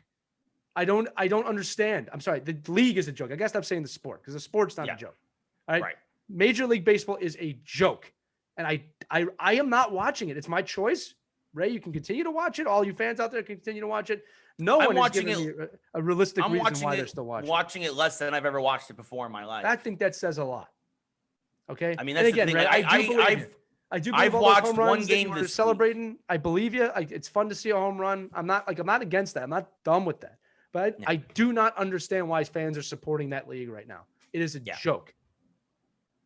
Yeah. It just, I just don't get it. I just don't get what they're doing or not doing. And even with this the spider tack stuff, all the sticky stuff, like the way they cracked down on it mid-season was just poorly implemented and handled. They're dropping the ball in the Trevor Bauer situation. Like, this is a big deal. Like, one of the biggest pitchers in the game is under investigation for sexual harassment and sexual assault. And like, look, not to say you should rush it, but like also at the same time, like you should probably try and like get ahead of this a little bit and like maybe try and rush it a little to come and figure out so that this way you don't have this again, this albatross around your neck during your all-star game, where now a guy's not going to the all-star game because of sexual assault allegations. Like, you know what I'm trying to say here? Like, I get it. Yeah, you got to do your due diligence, when but the you also fans stop watching, they will change. That is the key with everything. The NHL was losing fans left and right, and they were a dying league. They had to make massive changes. They had to sit out a whole season to make it happen. Now they are richer than they've ever been. I don't care when people say to me, "Oh, so nobody watches hockey." A lot of people watch hockey. More people watch hockey than have ever watched it before. I've never cared about comparing it to the NFL or MLB. That's not the point. It's a growing league. It's making a lot of money, billions of dollars. Major League Baseball is on its way down. They're losing. They're on the wrong trajectory. I do not know why people are supporting that league right now. I don't understand. And no one's giving me a reason, right? And no one's going to, because they know I'm right. Yep. There's not much else we can do. I mean, like I said, like I watched one baseball game this week. That's I've never heard you say that. Yeah. And before that, the week before, I didn't watch any. Like, I mean, honestly, and like, yeah, and then obviously I went to the game last night. Again, it was more to be with my friends than it was to go see the Dodgers. I don't like deny that. Like, going to the ballpark is a nice night out or a nice day out. Like, I that's what I love about baseball. Yeah. Right? But I can't support this league right now. I mean, it is a joke. It is a joke to me. I mean that. All right. It's like we need baseball right now. That's the sad part. Yeah. It's I had more fun watching the collegiate women's softball championship than I have any Major League Baseball. Yeah. And that's not a shot at softball. That's how good that sport's becoming. Yeah. Yeah. No, it is a joke. It is a joke. And I'm not watching it because of that. I kind of refuse to until they give me a reason to. Yeah. By the way, I just want to also continue to harp mini Yankee rant here. Aaron Boone is the worst manager in the sport. Can't stand him. And I was so happy to see Garrett Cole step up yesterday as he went for a 1-1. It's a 1-0 shutout for the Yankees. It's the best pitching performance of Cole's career, like by far, like definitely. So I hope that puts a lot of the spider tack people to rest, right? So shut up, dude. Still got his stuff. That's the first thing. Second thing, the fact that Aaron Boone, you let your pitcher curse you out in the mound so that everybody could hear you, just shows how little control, how little your players respect you, how little control you have in that locker room. Oh, and by the way, you're also an idiot for wanting to pull him out anyway. You should have been cursed out. He was going for the last out of a complete game shutout. Yes, there was a runner on first, but he just struck out the guy before. Like, what are you doing? He's like, oh, he was at 126 pitches. Who cares? He threw 3 more pitches to get the next guy out. He threw 129. There's no big difference. I'm so sick of pitch counts, too. Right. I'm sick of pitch counts. I'm sick of the shift. I'm sick of all this garbage. You all are a bunch of morons! Hey, I'm going to say it again. Baseball is a cheating boyfriend or girlfriend, and the collective baseball fandom keeps going back. That's what's happening right now. Yeah. All right? I know people love their teams, but that's what's happened. Your sport is cheating on you over and over again, and you keep going back. Yes. There we go. And as Dan Saunders says in chat, Manfred is an empty suit. Yep, he's an absolutely terrible commissioner. Matt says there's only one direction to look. And then Dan says nostalgic attachment to the game is what's the only thing that's keeping us all around. Dan, you're 100% right. And again, this is why I know that, Dan, and I agree with you, is because fans and baseball fans are great. I really mean that. They cannot stay away. It is too hard to think of a world without baseball that they can't stay away. And I get it. Look, I have that with hockey. I get it. Yeah. Okay. But again, hockey made, and of course I'm pro hockey, but they made one of the most aggressive shifts in gameplay, rule changes, and tactics in the history of sport. And it went somewhat unnoticed because, again, stupid fans just went, oh, hockey's dumb and nobody watches it. They didn't even see what just happened. They just did a great job. And the NHL continues to do a great job of innovating and other sports could learn from that. There you go. So that does it for our sports section of the week. And I are both mad now. Yeah. All right, so we're going to end on something fun. Our question of the week this week. Let's talk about Geekdom again. Yeah, we go back to comic books. So we mentioned before, obviously, the Batman 89 comic dropping July 27th. A lot of fun. Matt's asking me if I'm record mad. No, man. No, record doesn't get mad in these situations. Yeah, not like this. He'll just smash something. Baseball. I can't do my record accent all of a sudden. What would record say right now? Right, I don't want to watch baseball. There it is. I couldn't find it. Rekka, I need you to go after Rob Manfred. He's our target, all right? Manfred? No way. Yeah, see, okay, it took me a minute to find him. There we go. He's in the head somewhere. So Hunter and Rekka are here. Let's see. We got one question here from GLZP. Do you guys want Eichel if the Sabres retain some salary? Probably not, GLZP. Are you asking like for the Rangers and the Flyers? I guess I think he's for the Rangers. I don't. Last I heard, they wanted way too much for him in terms of trade pieces. Like it was. I'm not interested. It has to be the right deal. And right now, Buffalo hasn't come up with the right deal. I'm not trading away our future for Eichel. Buffalo needs a new GM and some new ownership. That's what they need. Yeah, I would take Eichel in a heartbeat if the deal, like with Ray saying. I mean, if the deal was right, if the deal was right, but I don't know why people have this hard on for freaking Eichel. Like, he's a good player. The Rangers need defensemen. They don't need another forward. No, yeah, absolutely. The Flyers need a forward though, so I'd be happy to talk about it. We're probably going to be moving forward, Chuck. So there's going to be a very open spot on the Flyers roster. But I would not want Eichel to go to the Flyers. Yeah, that's fair too, right? No, but he's going to move. Buffalo needs to figure their stuff out. There's a culture shift that has to happen there. What's funny is the culture shift happened in Edmonton already. They just can't win. But we'll see what happens. We will see what happens. All right, so back to our question of the week. Thank you, GLZP, for the question in chat. Our other question of the week, that's the question from chat of the week. How about that one? What comic book movie should get a continuation? We talked about Batman 89 earlier. I mean, this is a great question. This is a lot of fun. There's been a lot of comic book movies over the years. You know what? I mean, we've had some, again, Batman 66, Wonder Woman 77 from the TV shows. Again, we're talking continuation in comic form, correct? Right. Yes, exactly. We're basically Batman 89 is taking Batman and Batman Returns and continuing down that route. There's a pretty obvious one. The one that I think of is Superman. I think the Christopher Reeve Superman. Okay, that's actually not what I was thinking of. But yes, that is even more obvious than the one I'm thinking of. But it's Turtles, man. We got to. Yes, the Ninja Turtles for sure. Yeah, I would totally love to erase Turtles 3 and just move forward after the Ooze. Yeah, after Secret of the Ooze. No, I think that's a good one too. And I think honestly, I would go with Superman after Superman 2, right? Like I think that's where you go. I think we erase 3 and 4 with Nuclear Man, or reinvent Nuclear Man in some other way. I mean, Nuclear Man was actually introduced into the comics a couple years ago as kind of like a gag. That he's in the Phantom Zone, and that he was actually like some kind of Kryptonian villain, but which wasn't a bad idea to have a nice little nod. Gene Hackman must kill Superman now. Well, I mean, that's the thing. Well, I mean, that's what it was. It was Gene Hackman's voice doing Nuclear Man. It just. No, I mean, I think those are. If you're in chat here and you want to jump in, and of course, obviously, those of you listening at home, of course, let us know on Facebook, Twitter, Instagram, the whole 9 yards. So I didn't say Ghostbusters because they kind of had a continuation.